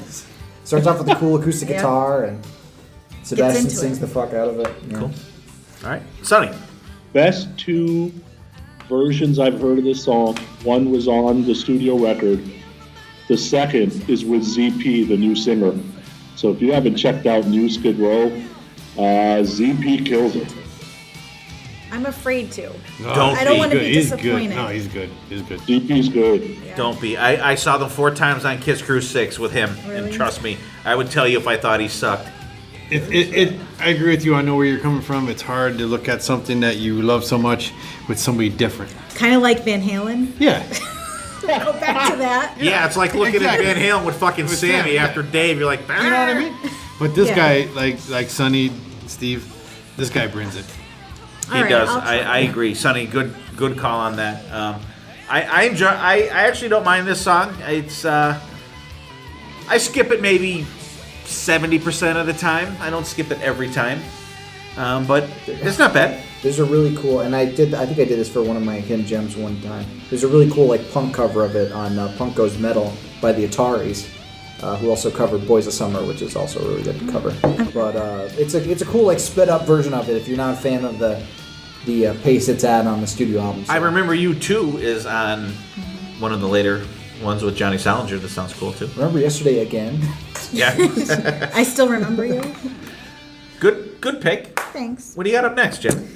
All right, next, when Sammy left Van Halen, I thought, all right, I need a new favorite band that's going to be around for a while.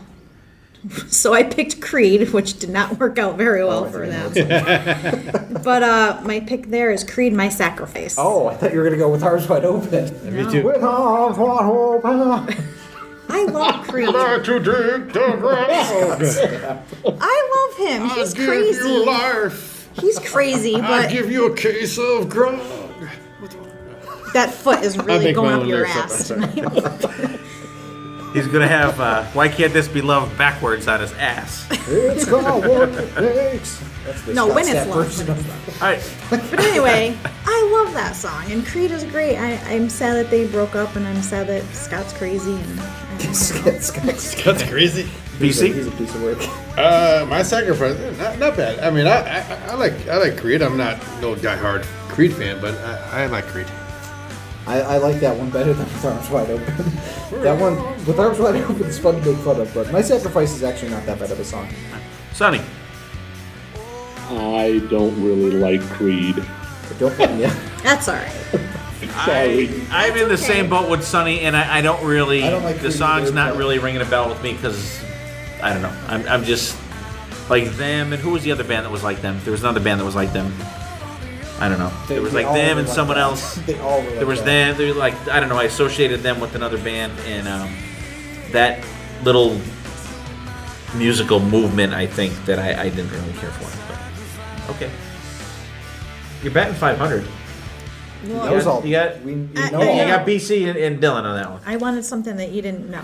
Okay, well you There you go. you actually usually say I will listen If to it you, though. I'll if you listen. listen to it, you'll recognize it. 'Cause I there think was- so too. Probably. It was I like when you popular. guys were mimicking the that voice. one- I'm thinking maybe. It was but that one, Arms Wide Open, and Higher that were like the three big Yeah. Creed songs. Higher's a shitty I'll song have too. to What? have to revisit. Can you take me high? All right, Dylan's getting the foot up. Oh, we got our first foot up the ass. Sorry. See, I don't get the foot because she expects it from me. I do. Sorry. I just All right, know. Creed, my sacrifice, right? My Sacrifice. Okay. Yep. I like the character on The Office. Okay, you're batting 500 as far as I'm concerned. Okay, BC, what do you got? Okay, I'm gonna go with my number 4 pick, which until about 48 hours ago, Number 5 pick.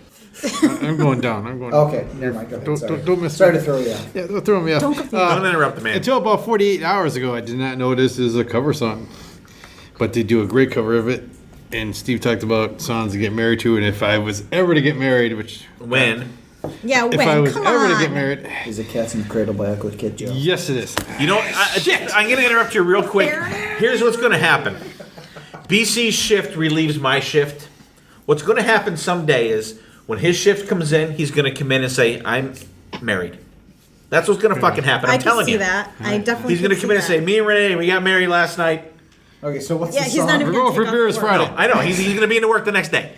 But I'm sorry, BC. Go If I ahead. was ever to do get married, and But then he'll say this song was the song. Do you we want to played. let him say the song first? all right, 1, 2. Oh, all right. It's going to be a song from 1994's album, which is a very lame album, but has grown over in time. I first heard this, I kind of just put it on the shelf, and then as I got older, your taste kind of mature a little bit, and you throw it back on. And It's not a Jeff Tate solo album, is it? no, that Thank does you. not grow. 1994. That does not. No. I'm gonna go. It's a band. It's gonna be Great White from Sail Away. If I ever saw is the name of the song, which is apparently a cover of a Tony Joe White song. Great White, Tony Joe White. Tony Joe White. So Same Great White thing. did a cover of the song. It's from Sail Away. I mean, it's acoustic and it has little saxophones instead of a guitar solo, a saxophone solo. It's very different. All right, so BC's I wedding must say, song. you've already All right. picked this song once. For something else, though, I think. I know. I don't know. It might have been a jam, maybe. But it sticks that way. And I did listen to this. As I a was gonna do that. good That- pick. that'd be It's good. I can see that. Sonny, any? It's okay, but it does not touch "Save Your Love." I agree with that. I definitely agree with that. "Save Your Love" was just off my list. Yeah, but you got to give me some credit. No, not the Ace Frehley song from Dynasty. No, I'm just trying to stay away from the hits. Save it. That's fair. That's fair, BC. Good call though. Jen's not familiar. I'm not familiar with it. But on. I do like Sorry. Save Your Listen Love. to it. I'm Okay. sorry. Push play. I'm gonna listen to everything that you guys post. Yeah, what I'm going to do is Everything. I'm going to give everybody a list. I'll text it to Sonny. So I'm writing everything down. All right, BC, what do you got next then? Okay, I'm gonna go to one of my. I don't think Jen's gonna know this one either, but a band that I'm totally in love with since way back in the day, Dream Theater. I'm gonna go with their song about child abuse, Anna Lee. Oh, okay. I was going to say, I mean- don't you fucking say the song that I'm picking No, from. I stay away from. But to me, I here's one that you don't fast forward to and you turn it up. I don't know what it is about it. It's just something about the song. And there's get on YouTube. There's 3,000 different live versions of it. Yeah.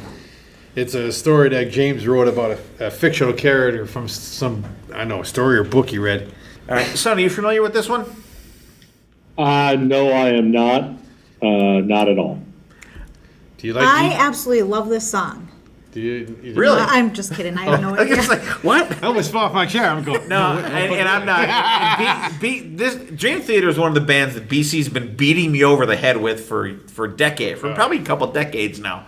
I'm coming an along acquired a little taste. bit. It's but acquired not, taste. Not that much where I would know a ballad from them. I've heard of the band. Did you guys see them recently? Yeah, Yeah, we saw them for. We saw them the year before last, They played. They their played The latest Astonishing. album in its entirety, and it which was is the a most terrible amazing song. sounding fucking show that I've ever seen. Because I know I Sound-wise, knew the it- name, so I must have just picked it Dream up from you Theater guys. actually does ballads really well. They've been around since the. I love, I've said it before on the podcast. I said I prefer James LaBrie when he's singing softer. Yeah, like Another Day is Which a is really, really good one. weird. I have one that's I'm not going to talk about yet, but it's one of my picks that just his vocals are Dylan's face was priceless for I was people out like, there. I know, he's like, fucking are you sick. kidding me? You're fucking kidding me. I literally said it. I was thinking that too. I'm like, I know Dylan's picked the Dream Theater song. I hope it's not the same one. God damn it. No, but that is a really good one. Off of what? Falling to Infinity? Is that what it's off of? 1997's. I'm drawing a blank. I think it's Falling to Infinity. With the- yeah, they're on the giant chairs and with the binoculars looking at each other. Yes. All right. Well, we will have to take your word for that one. We'll post that one too. I love the Anna Lee? live versions. Anna Lee. Anna Lee. Okay. All right. 2 words. That was a good two. Sonny. I didn't skip you All this right. time. So my first one is got a story attached to it. So did I ever tell you guys the story about Kamikaze? No. Okay. I didn't hear it. All right. So Kamikaze was a band in the late 80s.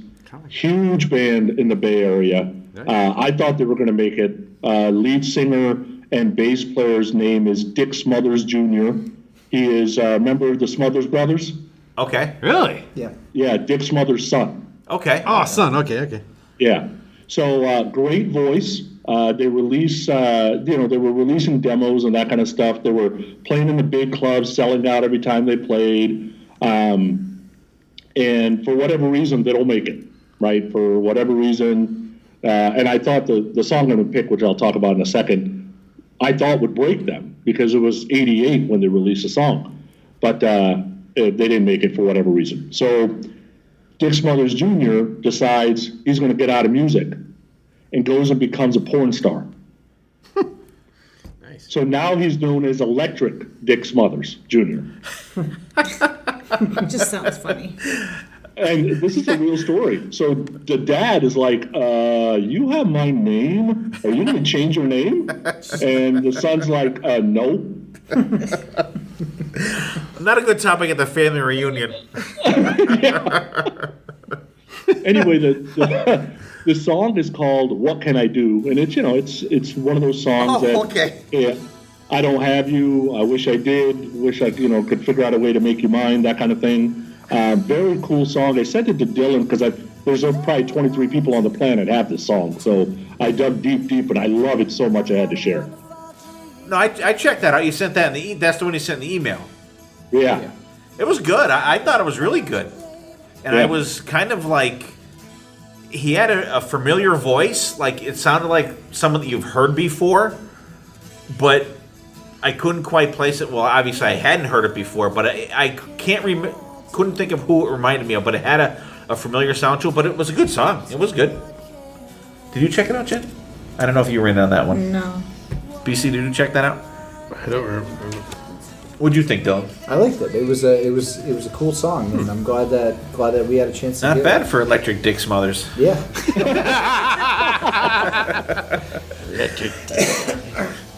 All right, cool pick. All right, what do you got next? It sounds like jelly. Sounds like jelly. Where do you get jelly out of that? Jelly. Smothers. KY jelly? Oh, Smothers. Smuckers. He's thinking of Smuckers. Oh, Smuckers. Jesus Christ. I can't help it. Go ahead, Sonny. Save us, Sonny. Save us. Yeah. All right. So my next pick is from House of Lords. So Yes. Sahara. I love that album. Yes. It's a desert island album for me. Yes. And the ballad on it, the bitter ballad on it, is called "Remember My Name." Yes. And dude, James Christian kills this song. Kills it. Most people don't know Doug Aldridge is playing guitar, even though he was just credited as kind of an extra musician. And the song is like, there's a girl he's in love with, but she's in a relationship. Now she's out. He's kind of asking her, do you want to get back in a relationship or do you not want to get back in a relationship? And that's kind of where the "Remember My Name" comes from, right? If you ever do want to get back in, just remember my name kind of thing. So very, very pretty song for her. Great pick. Soon as you said that, I turned to Jen and said, you would love this song. Seriously, if you I'm going to have to listen to if it. you have not heard this song, Out of the ones we talked to that she was not familiar with, I think that this would be one of the ones she'd be like, wow, this song is great. if you don't like this, there's something wrong with it. Yeah. There is something wrong with me. Oh, but no, it's Something not else that. wrong with Something you. else wrong with you, but I mean. But that was my first thought when you said that. I'm like, oh, yeah. And that's another song I will admit that you do not fast forward, you turn it up. Yeah, it's something about it. So, I don't know if it's just so melodic and the vocals are just so like bang, like right there. Good, excellent pick. Dylan, you're not familiar? I am not. No, okay. What? Great pick though, Sonny. Two great picks from one from the porn dude and one from now. Porn dude. Good picks. All right, Dylan. That's a great album too. That is Sahara's fucking phenomenal. So I'm going to go with a song that's a little more recent than the picks I've been saying, I think. Yeah, well, maybe. But anyways, it's a song from this band's debut album, 10. It's Black by Pearl Jam.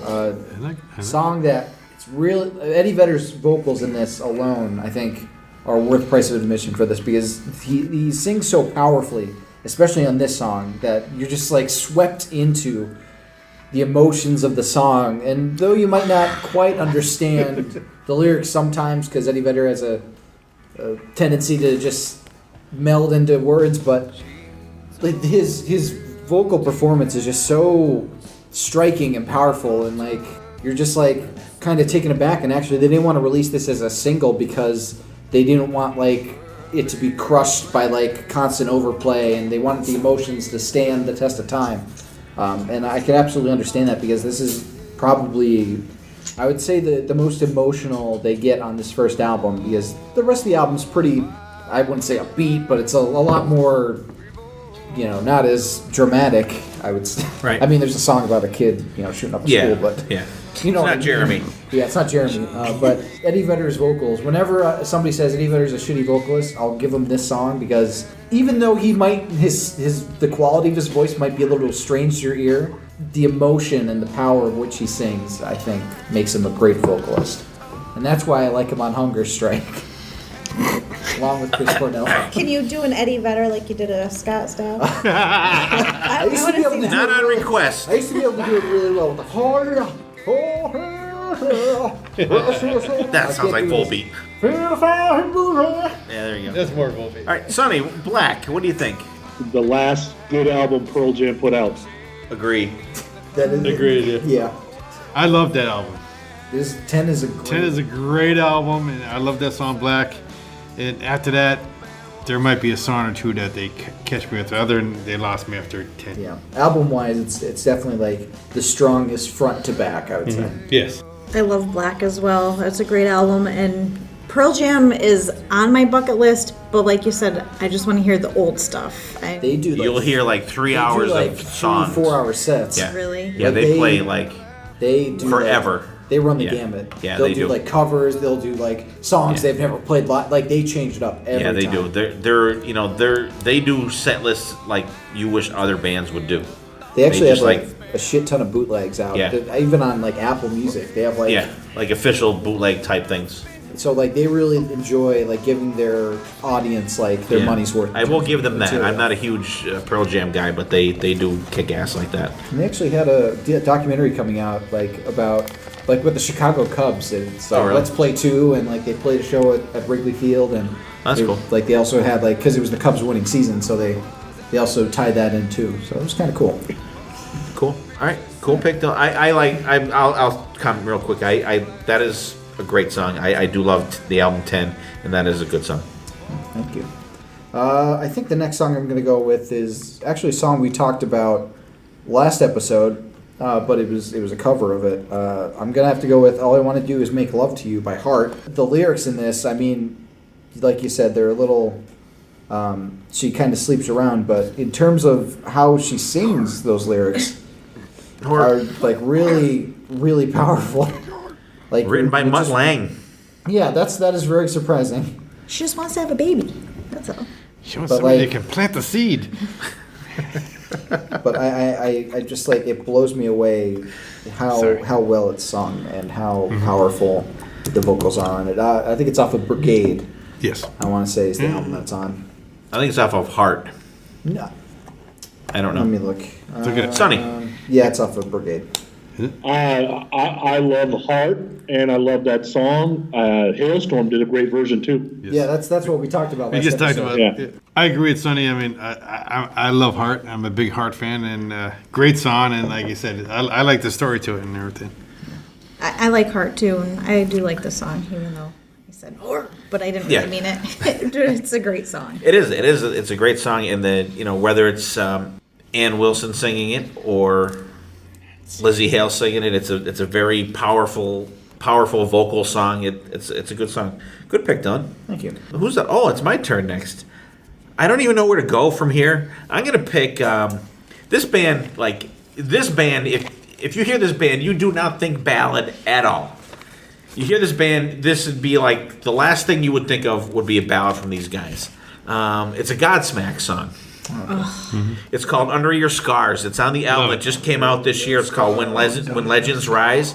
Under Your Scars. This song, actually, I love this whole album. I think this whole album is one of their best. I love it. I think it's great. I think this shows that all the albums before brought together on this album. And Under Your Scars, this song absolutely fucking blew me away when I heard it. It's just one of them songs that just instantly got me. First time I heard it, I'm like, holy fuck, that was awesome. I listened to it like 4 times in a row before I listened to anything else on that album. Just a phenomenal song. I think it's fucking great. I love Godsmack. I've seen them before, and I didn't recall the song, but I know you posted it so I can listen to it. And I listened to it and I made notes and I guess I deleted them. But I know I like the song when I listened to it. So. Jen, you're fired. But yeah, I agree. I mean, I've been a Godsmack since before they even made it big. Actually, I caught them in Tinks before when their first album just came out, and they were like nobodies. And a great album, like Steve said. I mean, to me, it just their sound is just help me unique. You know, they're not unique, but yes, matured, like a matured sound, but they still have that that rawness, and that's a great song off it. Yeah, it's not my favorite on the album, but it is a really good song on that album because I don't think there's any song less than, like, pretty good on that album. It's one of their best in recent years. It's definitely better than, 1,000 horsepower? Is that the... That's very good, too, though. That's not bad, but I think don't go by the first song. This one is a little tighter. I mean, my favorite Godsmack album is it 4 that has Love Hate Sex Pain on it? The Oracle. The Oracle, that's right, the Oracle. 4 was the one right before. Right, cool. Sonny. Sully, to me, has an underrated voice, right? Because of the whole keep away, he's, but That's awesome. He's got an underrated voice. He's got a great voice. I will be honest, I had never heard this song till today, and I'm like, fuck, Steve picked a pretty good damn song. That's pretty sweet. Finally some love. The album's great. Yeah, and check out the whole album, Sonny. It's great. I love it. It's one that I'll throw on It might make your end of the year list. It may. It absolutely. Oh, is it brand new? Yes. Yeah, it came out this year. Yeah, very good album. All right, I'm gonna maybe go back in history a little bit to 1985. I talked about this album. I think was my hidden gem last week, actually. But I'm gonna pick "Empty Rooms" by Gary Moore. Very song about isolation. The guy, he broke up, whatever. But just a very good song. I think the melody is very good on it. The guitar playing is phenomenal on it. They had played it live a lot before they put it on the Run for Cover album. So I want to say that they probably recorded it, and then the song was shelved for a while. And it's on the first version of it is on We Want More, and it's got like Ian Pace on drums, and it's just a great album. And there's a really cool middle part that in the studio song it's acoustic, but they do it with the guitar and then with the bass live. It's just a phenomenal song, and the soloing in it is just the solo. I think is the part of the song that really grabbed me the most because it's such a melodic solo on it, just absolutely phenomenal. No, Jen's sorry. Jen's a not knowing on that one. You definitely got to check it out. You gotta check it out. I know how to explain myself in this one. I mean, every time I hear Gary Moore, I love his stuff, but I never find myself listening to it. I don't know what it is. And I agree with you. Phenomenal song. And every time I hear Gary Moore, it's like, damn. And then I don't know if I get lost in space. And then you don't listen to any more stuff. I know. I don't know what it is. It's very you weird. Must delve deeper, BC. I do. I'm guilty of that. Yeah, I'm not as familiar with that one either. Any love for it, Sonny? So I thought I knew a bunch about Gary Moore. So I'd go to my iTunes because I'm not really a streamer and stuff. I buy stuff, so I still got physical product, or I'll buy it on iTunes or whatever. Go to my library. I don't have a single Gary Moore song. Really? So I had to go check it out on YouTube, and I'm like, God damn, that song is awesome. How come I don't know any Gary Moore stuff? Exactly. See that? Wow. I'm the same way. 2 in a row for Sonny for me. Wow. Yeah. You're giving me street cred here, Sonny. Yeah, I think it's just a great song. It's and actually listen to that Run for Cover album.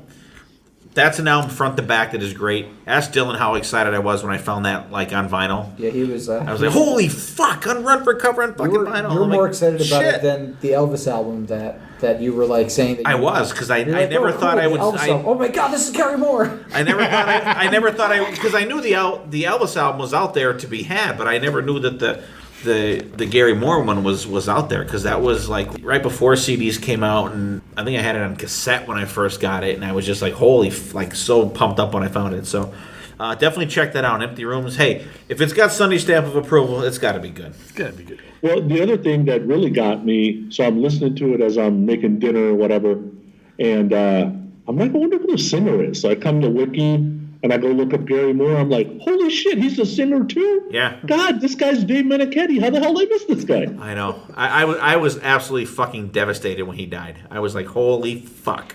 Like the music community that don't know him have no idea what a loss it was when he passed away. And if you like any kind of like blues, if you like Joe Bonamassa's stuff that he puts out, listen to the Gary Moore blues albums. Oh my God, absolutely friggin' phenomenal.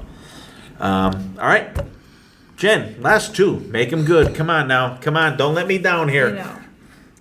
I'm keeping, if we're going to do something like this again, I'm keeping one of my favorite ones till next time. Okay. All right. That's fair enough. All right. People want it. So I'm going with a song that it does mean something to me. Me and someone that I dated Damn him. broke up. No, it was my fault.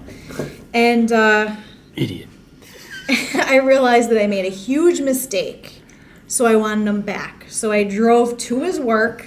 I made him get in my car, and I made him listen to Damn Yankee Is High Enough.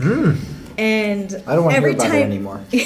every time I hear that song, that's all I think about, how I did that, and it meant something to me at the time, and I guess when I listen to it, it still does. But I say so. It still does. It still does.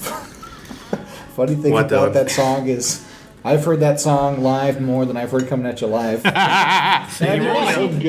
won't let that go. I've never seen Damn Yankees live. Like, how was that? Night Ranger always covers it every time. They do. But it's a good You got song. Uncle Ted playing guitar on it. Yeah. And, the solo is awesome. It's just a great song. I agree. It's a great song. Great band. Sonny. I love that Night Ranger does it live, but man, Kelly could not touch Tommy's voice. Fuck no. Not even close. So it's like, I'm like, guys, just do Let 'Em Run. I'll take Let 'Em Run. Like, stop doing this song. When we saw them at M3 this year, they started doing not Mr. Please. They started doing another Night Ranger song. Another Damn Yankee song. Dylan, pull up the second Damn Yankees album. Well, I'm looking at the set list right now. Don't Tread? No. Tread on Like Me? one of the more melodic ones. They started doing Come Again. Come Again. Yeah. Oh yeah. I'm like, oh my God, they did it up into like when it kicks in. I'm like, and then they went back in high again. Like, fuck. Because I've seen them do that, so many times before. But High Enough is great. Like you said, the soloing is fantastic. Damn Yankees is a band that I would be even happier to hear that they got back together. Happier than I was when I heard that Black Country Communion was going to do another album. I love Damn Yankees. I thought they were a phenomenal band from day one. I got to see them on their first tour. They opened up for Bad Company. Remember when Bad Company had that other singer guy in there and they had that really good album with all those cool songs on it? I don't know. I can't think of the name of it. It was after Paul Rogers left and they had it. It was in the early 90s. Oh, I can't think of the name of it. I can never. But Damn Yankees opened up for them on their first tour. Yeah, Holy Water. I remember that. Yeah, Holy Water. Yeah, the album that's on. And I actually rather that version of Bad Company rather than the Paul Rogers version. All the classic rock guys are going to want to kill me now. But Damn Yankees opened up for them on that tour. I saw them. Do you rather Paul Rogers with Queen 2 over Freddie Mercury? No, God, no. Good. But I would rather... I'm not going to get into the Queen discussion. We'll do that another time. But I've always loved Damn Yankees. Awesome pick, Jen. What's your final song? All right, my final song, just because of the concert coming up on Friday, is going to be Breakin' Benjamin, Breath. I think it's like a great breakup song. The verse in there, you take the breath right out of me, you left a hole where my heart should be. Like, that, says something to you. Like, you really ruined me. You put a hole right in my heart. Damaged goods now. God damn it. Damaged goods. But I really like the Ben's song. got a lot of shit going on. And you know what? Someone on Facebook was saying, oh, they're not that great, blah, blah, blah. You know what? They're from our area, and I think it's great to... Local Boys Don't Give? Yeah, they are a local band that did good. I don't know if Sonny's ever even heard of them. The Breaking Benjamin? They had hits. Yes. All right, heard of good, them. because people are Come on, saying... it's Sonny you're talking to here. People are saying nobody else that's not in the Northeast knows who Breaking Benjamin is. Diary Really? Dream is Oh, everywhere. hell no. Diary No way. Dream is everywhere. That's BC. a good song. Breaking Bad, I like that one. The later stuff, earlier Breaking Bad, I like. The later stuff When Chad was in the band. lost me a little bit. Yeah, it's. I don't like Ben's voice live, but I definitely like his voice in the studio, and this is a really good song. I think they're a good band, and a lot of people like it for a reason. So, What do you think of this song, Sonny? It's a great song. You know, that radio hit. I mean, I guess I'll never go see them live because I think they sound pretty good on record. So I'll stay away from them live, I guess. I just think his voice doesn't hold up as well, but the backing band is awesome. Sonny, I'll record it when I see them on Friday night, and I'll post it to my Facebook page. Oh, You can yeah, hear them that'd be live. great. Are they playing with Five Finger Death Punch? Is that who they're Yeah. playing with? Yeah. That's such Oh, really? that's such a weird double Yeah. billing. Weird combination, huh? That is weird. I have no idea what this song is. No. Don't know it. Really? Yeah. We saw them, right? Didn't we see them, BC? Like on the first. Remember, we saw them. We saw them right after 9/11, like it with Godsmack and Saliva, right? Well, I saw them somewhere local, too. We saw them on Maybe Manhattan. before they came out, like you saw them at Tinker's. But I remember seeing them. I remember thinking they were good, but I honestly I could not name one song from them. No? Not Diary of Jane? No. I will try to find my place in the No. Diary of Jane. Nope. Honestly, I can't name a song. I will listen to that though. All right. I do That's remember your homework. seeing them, and I enjoyed them, but Diary of apparently Jane's not stuck enough in my to head. delve into them. But I will definitely check that out. Good picks though. All I'm right. glad you're holding some in reserve. He has a little bit Good job. growling vocals at times. Oh really? Yeah. A little bit. Not. But I not a hear lot. he's weird though. Like He has a lot when of phobias. I like, guess they were doing meet and greets, I guess, and he was in a taped off box, He has a lot of and phobias. you like, couldn't he get won't- into the you could come over and say hello, but you couldn't Touch him. touch him. He was like Yeah, the boy like- in the bubble. Not like Yeah. Sammy, he let me touch He him. You know, won't- see, he won't like like- you though. And He Sonny. won't like fly anywhere, or like he has No. a lot of like fears. Really? Yeah, Oh, really? Yeah, that's why one of the albums was called Phobia. as we would call it at the firehouse, Strange Ranger. Strange Ranger. Okay, all right, all right, sense. cool. That's BC's Night Jen, Ranger good cover picks. band. Awesome. Thanks. All right, BC, what do you got up first? Finish it out. Finish strong, BC. Don't let me down. Yeah. Pick something I know. Me down. Whether or not you know know it, this or not, I'll know but it. you know the band. I mean, all right, we're gonna go back to 1993 with another band. I just think they're still going today. Don't get me wrong, but back in the day, they just never. I don't know what it was. Probably about the time they really started coming out. Lillian Axe. I'm gonna go with the off of Psycho. Yeah. Psycho schizophrenia. Thank you. I'm gonna go off the Needle in Your Pain. I mean, I just Needle in the hay. needle in your hay. But here's another song that just you do not fast forward. You turn it up.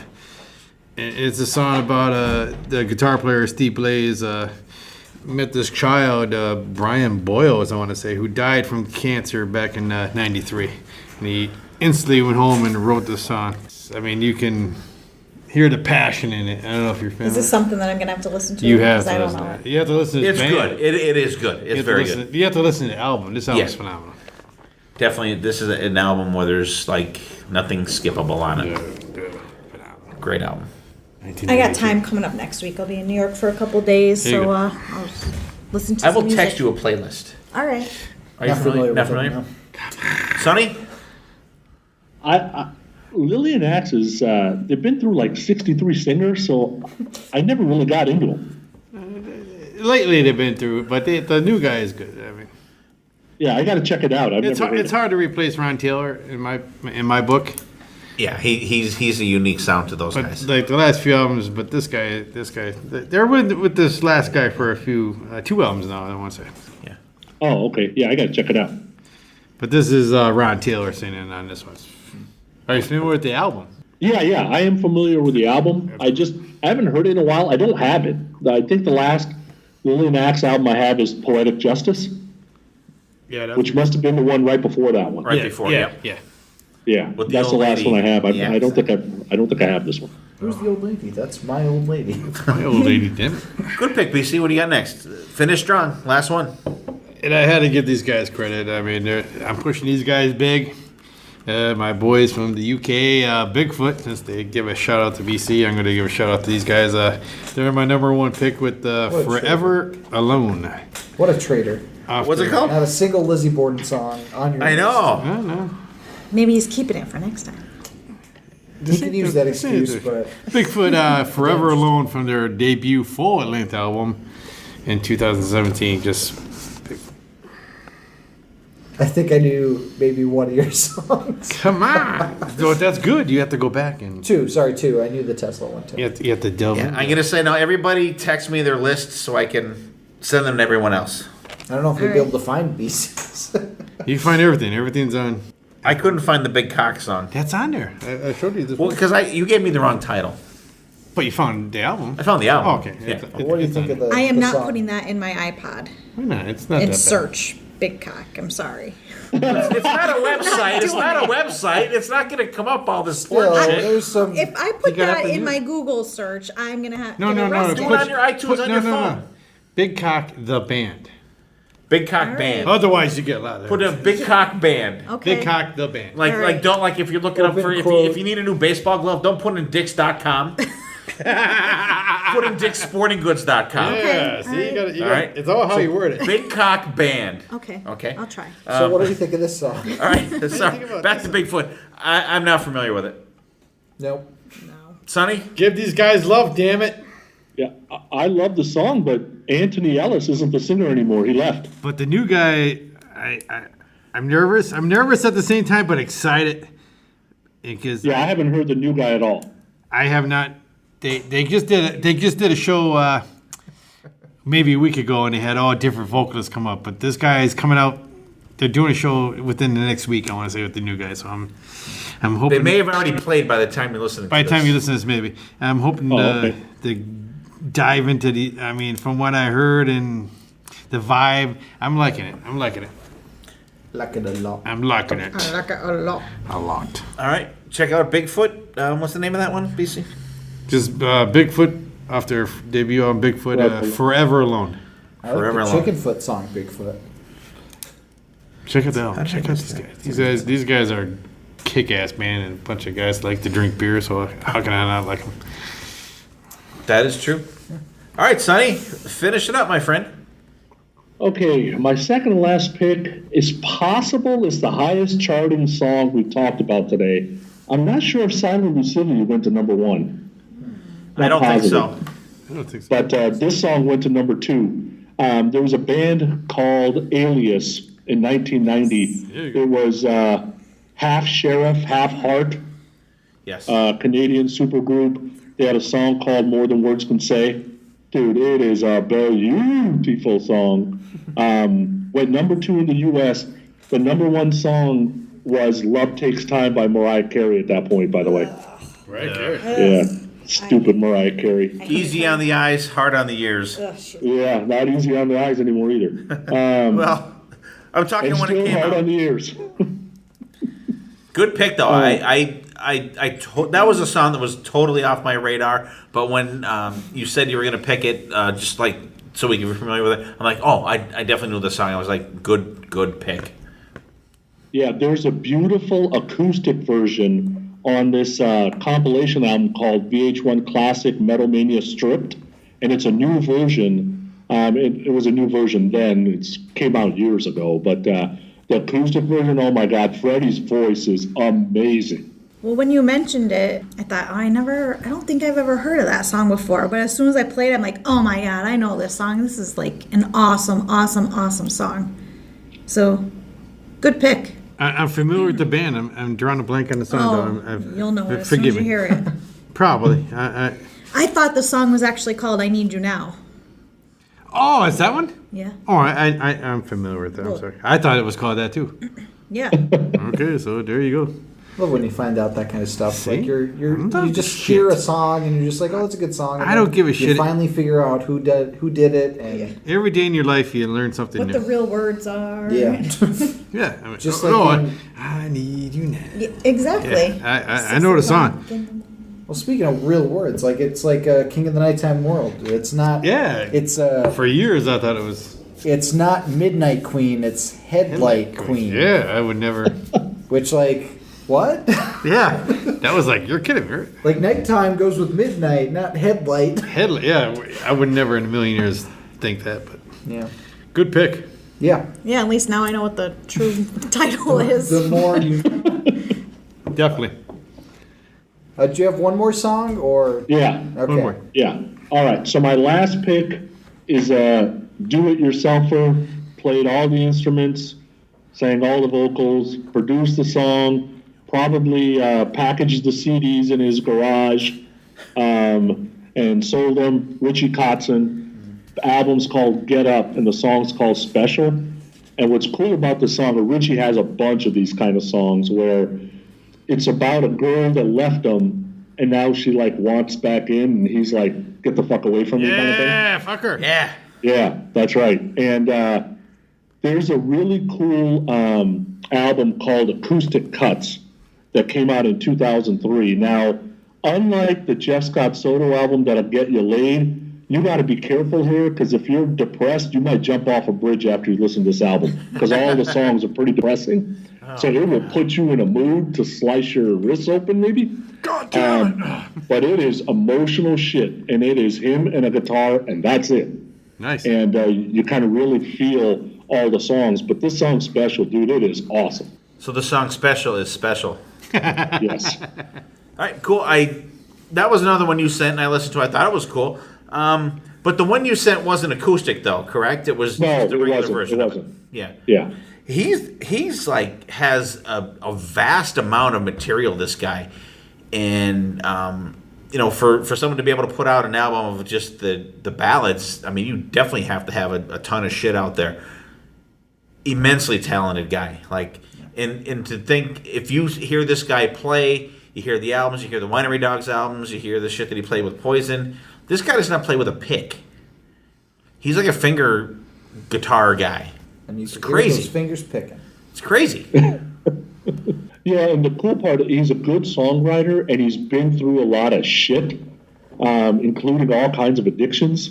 So he's got this library of stuff to pick from, and it really comes out good on album. He does, and he's a really weird dresser.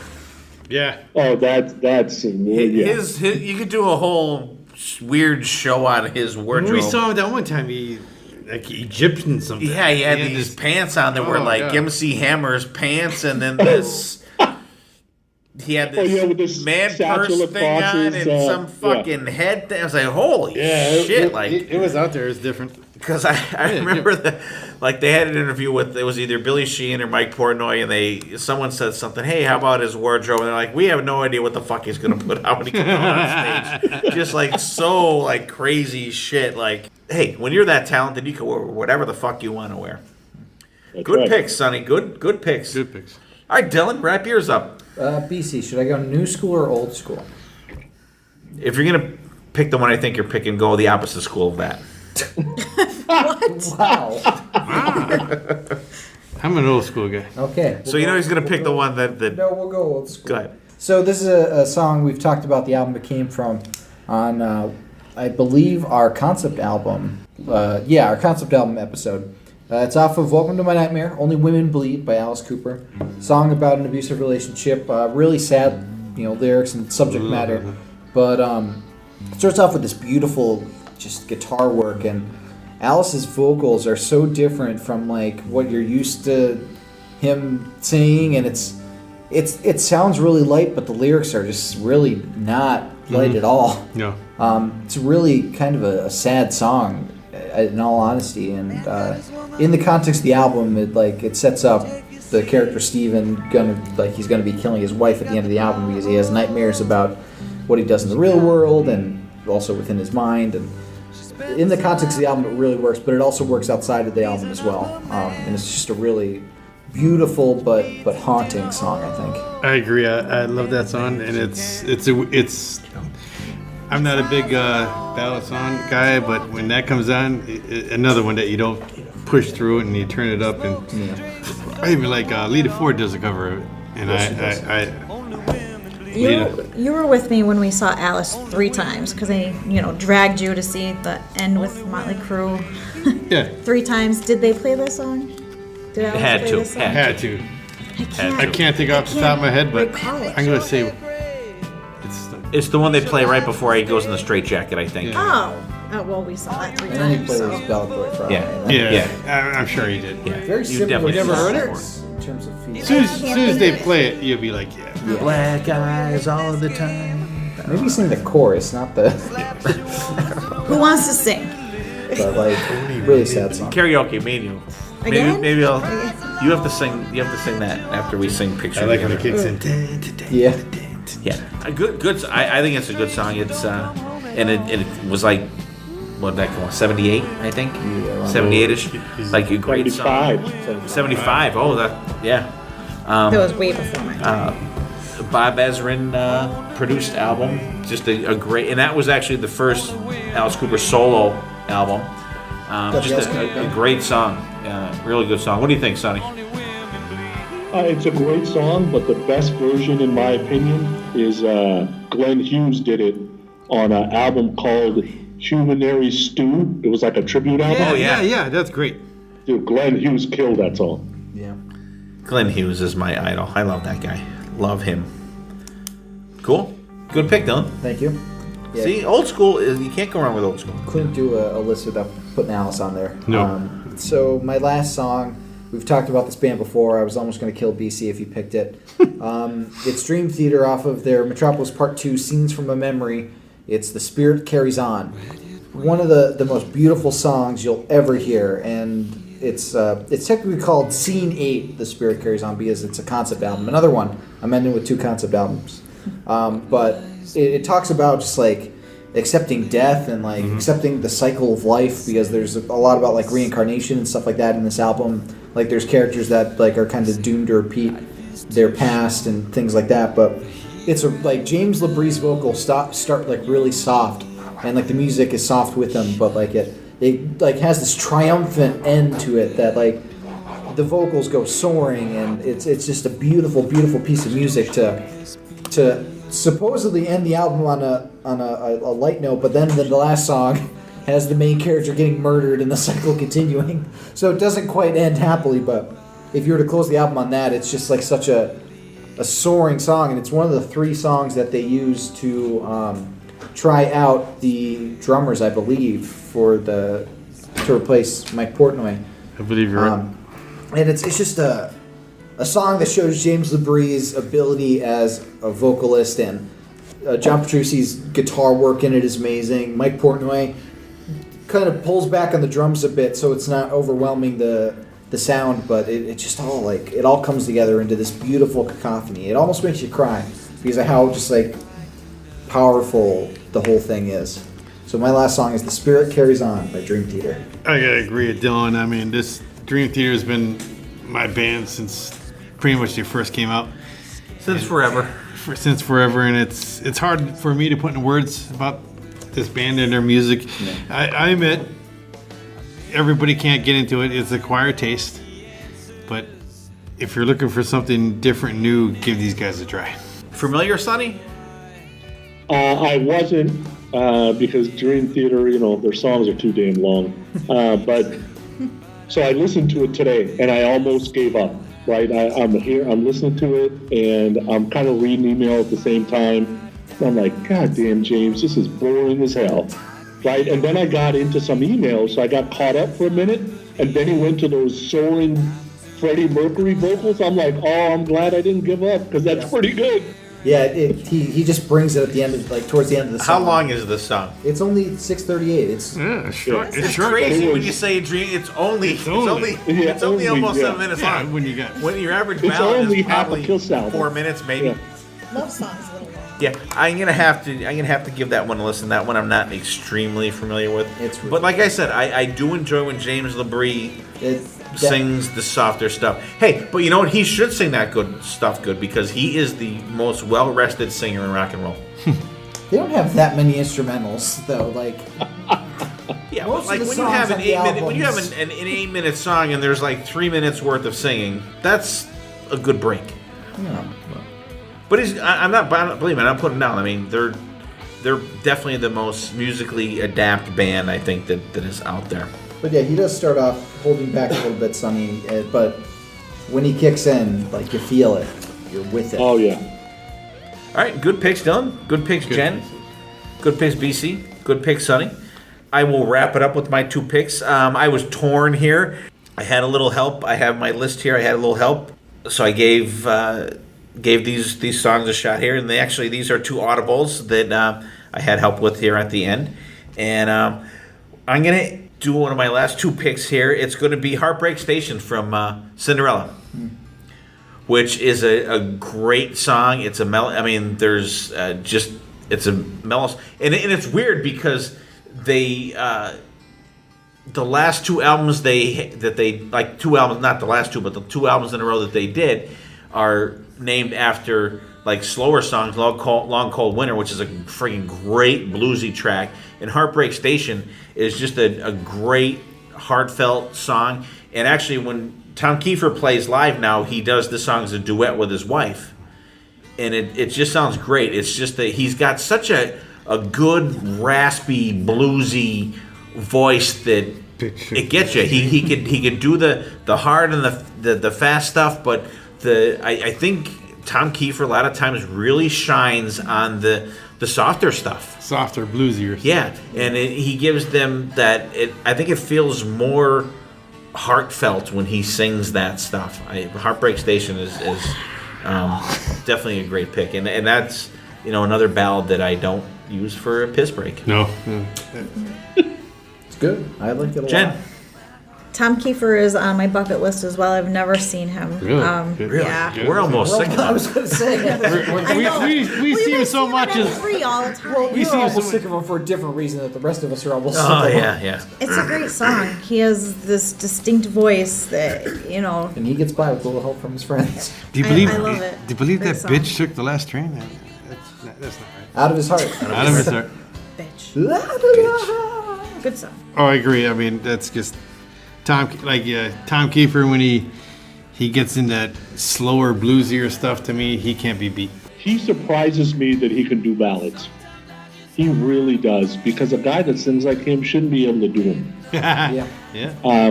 But there's this emotional, weird, whiny, screechy pain that nobody can duplicate. Exactly. Absolutely. I definitely like that one. I thought you were going to pick Don't Know What You Got because he has his regular tone of voice for most of that one. But I do like this one shows his range, I think. Because If I was you would to pick- never expect that he would sing like that. If I was to pick after between hearing, those like, two, it'd be That's Heartbreak. good. Yeah, I enjoy the song definitely. My last pick is going to be we had an episode about these guys a couple episodes ago, and I kind of busted on Chris Czynszak a little bit for picking Angel for his first pick, but my last pick of that is going to be What It Takes from Pump. Oh, okay, from Aerosmith. Yeah, from Aerosmith. I'm sorry. I'm like, I thought you were talking about the band Angel, and I'm like... Excellent song. I think, like I said on the Aerosmith one, I really love when Steven Tyler sings the fast, the hard stuff. But like this song definitely shows his range, and it's one of them things. There goes my old girlfriend, another diamond ring, kind of thing, and I was F-I-N-E fine Before. and just like Referencing the song earlier. yeah, and it's just a great song, and I really enjoy it. To be honest, I had this on my list. Every time I hear the song, I cry. Every single time. Really? Yeah, there's meaning to it. I don't want to talk about it. And every time I hear it, no matter where I am, I cry. Don't cry, BC. I am Tough. not F-I-N-E fine. I try not to cry here. If you don't know what that is, And you look know, it up. I never cry. You know, whatever. Yeah, I love that. I mean, it's a good song. I mean, before I met you, I was F-I-N-E-fine. And that's that Steven Tyler. Fucked up, insecure, neurotic, emotional. Emotional? Yeah, Emotion? really weak. So, I don't know. Anyways, I mean, come on. It's Steven Tyler, and he's just... He pulls it off in that song, I think. I love it, but it's no Angel. You're my angel. Well, I couldn't pick that because Chris already picked it. Yeah, it's fucking... Chris ain't here. I know, but you can't, he's not here, damn it. You can't double up. BC already doubled up on a song. No, you didn't want to do it because you gave him shit and you didn't want him to give you shit back. No, I like What It Takes better than Angel. too. Not an Angel fan. Although I can't listen to Angel I'm not a fan, but I like What It Takes better. Pump is one of my favorite Aerosmith albums. I think it's great from start to finish, and What It Takes is a really good ballad. And Aerosmith has a lot of ballads, so it's easy to get burnt out on them. But I think that's one of their better ones, in my opinion. Although I do like Angel a little better. Really? I'm with you. Well, Good job, oh my Jen. God, we agree. I know. Holy shit! Wow. See, we saved it for the end. World peace Yeah, will be we're next. at peace now. I like the guitar work in Angel a little We better. like what it takes. Better We like than what it Angel. takes better than Angel. I like what it takes better than All right. See that? Oh. BC's, Dylan, and Sonny, you're out. You're up. You guys are on What are you talking about? It's 3-3 because we got Sinzak too. We need to have votes at the Rock Band. But he's not on this episode. He's not an episode. So, All right, you know what? I will have BB put out a poll. This is Which- coming from the guy that, Which song that put do you- down 7,500 for his Jeopardy answer. When he was saying it was that was a great episode, by the way. Thank you. That was great. That was was fun. that was That a was fun. fucking A lot of fun. absolute blast to do, and that was fun. Totally lost my train of thought. Oh, I will. We'll have BB put out a poll. Which just ask BB. which arrows, and I'll post the 2 videos, and then we'll can't listen. figure out some way. 'Cause I'll You don't cry. have. Well, you just put your answer in. I'll Jen, cry. that's all. You don't have to watch it because we know your answer already. So we'll do that. We'll do a poll. I hope you guys out there enjoyed this episode. It was actually out of my usual wheelhouse for doing shit, and I actually enjoyed this. We will definitely revisit this. Hopefully, Sonny would be not adverse to coming back, and Jen to we can maybe keep this the power ballad group maybe. That's If it. we- We're kicking BB right out. That's right. Well, even if we wanted to do less songs, we could make it more of a group thing. If you guys have suggestions for songs you think we're crazy, if you hated whatever, Crazy is another one we could have picked. There you go. Crazy and Crying and Angel and What It Takes. Don't want to miss a thing. So just let us know what you guys think. Throw some ballads out there if you guys think there's something that is an under the radar kind of ballad that we should want to listen to. Let us know, and we'll definitely check them out. Let's go around the table. We'll get a little final thoughts, and we'll wrap it up. Jen. Van Halen is still number 1. And I agree lucky with Dave. for you that I only said one song by Van Halen. But I consider myself lucky. maybe the next time. Might be more Van Halen. There might be more. I guess we'll have to see. That is Well, that's true. all he wrote with To Sammy. be She's got to continued. finish what she started. That's a Dave. Oh, no, it's not. not. Sorry, no, it's No, it's not. I know what I'm talking about, Jed. If you keep this up, you're going to be black and blue. That is a good song. That's one of those 'Cause songs it's that I not a really ballad. like. That's why. know. You're just not a Van Halen ballad guy. I'm not. I like I'll Wait. They never had him. Oh, wait, it's not really a ballad. It's close. The closest to the David Lee Roth ballad. Actually, Sonny, do you think Women in Love is a ballad of Van Halen? It's closer to than I'll Wait. No. No, Yeah. I don't either. I I hate think that it's song. closer than I'll Wait to hate as a that song. ballad. I love I'll Wait, actually. See? I do. Oh, there you I go. do. I like that song. Women a in lot. Love. What do you think of Women in Michael Love? Anthony don't makes know. that song. I fucking hate that song. I don't know. That was my piss song when we saw Van Halen the last time with Dave. I hate that song. Hate it. All right. Anyway, all right. I'm sorry, Jen. That was Final just thoughts. it. Oh, okay. My final thought was Van Halen's still number 1. Okay. BC. Get out there and check out some ballads that are not the hits and been played to death. There's a lot of good ballad songs with everybody's different meanings to people, but there's a lot more out there that are off the scale than on the scale. Is this geared towards me? No. You're toward everybody. Everybody out there in podcast land. Sonny. Guys, thanks for the invite. I do ballad episodes all day, all night. I got hundreds of them. And on the David Lee Roth thing, David Lee Roth is the best singer in the David Lee Roth band, but he's the 4th best singer in Van Halen history. I agree. Were you putting Mitch Malloy ahead of him? No, I'm putting Eddie Van Halen in front of him. Yeah. Really? Yeah, Eddie's better. Well, no, then in that case, he's the 5th best because Michael Anthony is such a good singer too. Yeah. That's true. Michael Anthony. Next. Michael Anthony. I think Michael Anthony makes Van Halen a lot more than Absolutely. Dave or Sammy. Yeah. On that subject, real quick, I'm kind of like the one thing that upsets me about Dave is he wanted to replace Michael Anthony with Billy Sheehan back in the day. I like Billy Sheehan, but like Michael. I like Billy Anthony's Sheehan, but vocals, Michael like, Anthony is the vocals. background vocals of Van Halen. He is. Sorry, Wolfgang, you're out. he doesn't do bad, but like it's hard to match that. Michael Anthony, come on. Cool. Ballads are definitely something that should mean a lot to a person. That they're there to make an emotional connection with the audience, and that's why they're so popular. Because a lot of people find these meanings in the lyrics, in the music, and it becomes a special thing to them. So it's really cool that we're spotlighting some of these songs, because a lot of the songs we mentioned today, maybe not BC's because nobody knows who the fuck they are. Come on. But That's a why. lot of these songs probably mean a hell of a lot to a lot of people. I know. But I challenge anybody to listen to songs on my list. You never heard them before and say they're not good ballads. I definitely want to hear your wedding song. Like That's great. I'll any play it for you songs now. can make a good emotional connection with somebody, but I think ballads are the ones that tend to always connect with at least somebody.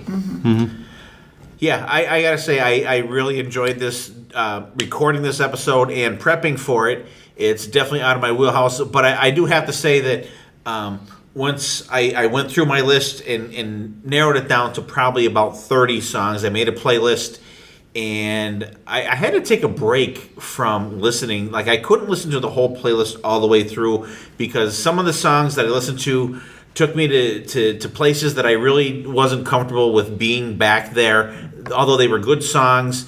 But it was they were good listens. So then I would listen to maybe 10 or 15 songs of it, and then I would put on some fucking Exodus or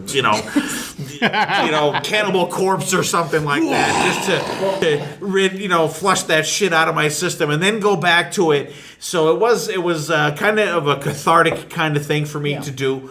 And I enjoyed it. I will definitely enjoy revisiting it. Maybe not right away, but I had a great time. It was awesome having Jen back. It was awesome having Sonny back, attorney at law. Hopefully, I won't be facing him in the People's Court with Judge Judy. Hopefully, we can counteract. People's Court is not Judge Judy. That's a completely different thing. Huh? People's Court is a different thing than Judge Judy. We're pulling But Judge she used Judy to be in. People's Court. Did she used to be Yeah, she People's started Court? on the People's Court. Come on, Dylan, you're too young. We're bringing Judge Judy in. I do love the Judge People's Judy Court is going to be my lawyer. We should do an episode on TV theme songs, because People's Court theme is so. Now you're stretching. Come But I want to thank everybody out there for listening. I apologize, Jen, for keeping you here later than you anticipated being here. Sonny, we Sonny, rock and appreciate you roll. coming on. Sonny, we will see you At the tomorrow. podcast. Actually, in Nashville. Tomorrow? Rockin' Pod Expo. Rockin' Pod, thank you. Yeah, because this comes out on Friday, and we'll be seeing Sonny tomorrow. Oh. So Yeah, we're you're going into the future. Going on I here. like Tomorrow and tonight. Yeah. So I want to thank everybody out there for listening. Let us know what you think of the episodes. If you guys have an idea for an episode, let us know. Maybe we can get you on here. Maybe we could do it, review an album for you, or whatever. If I'm going to say anything, thank you, Sonny, for coming on. And we'll see you at the... What? And Jen, Well, just but 'cause she's I- right here. I'm saying, Sonny's out of visual here, so I'm talking to the speaker. So. BC's getting the foot up his ass. I know he's going to have Why Can't This Be Love backwards on his ass. I'm telling you. When it's love. But it's love. I know. All right. Might as well put that song on your next list, because you keep saying it. Why can't this be there? Because you got it in my head now. All right. Thanks, everybody. We definitely appreciate it. We will see you next time, and there definitely will be a next time.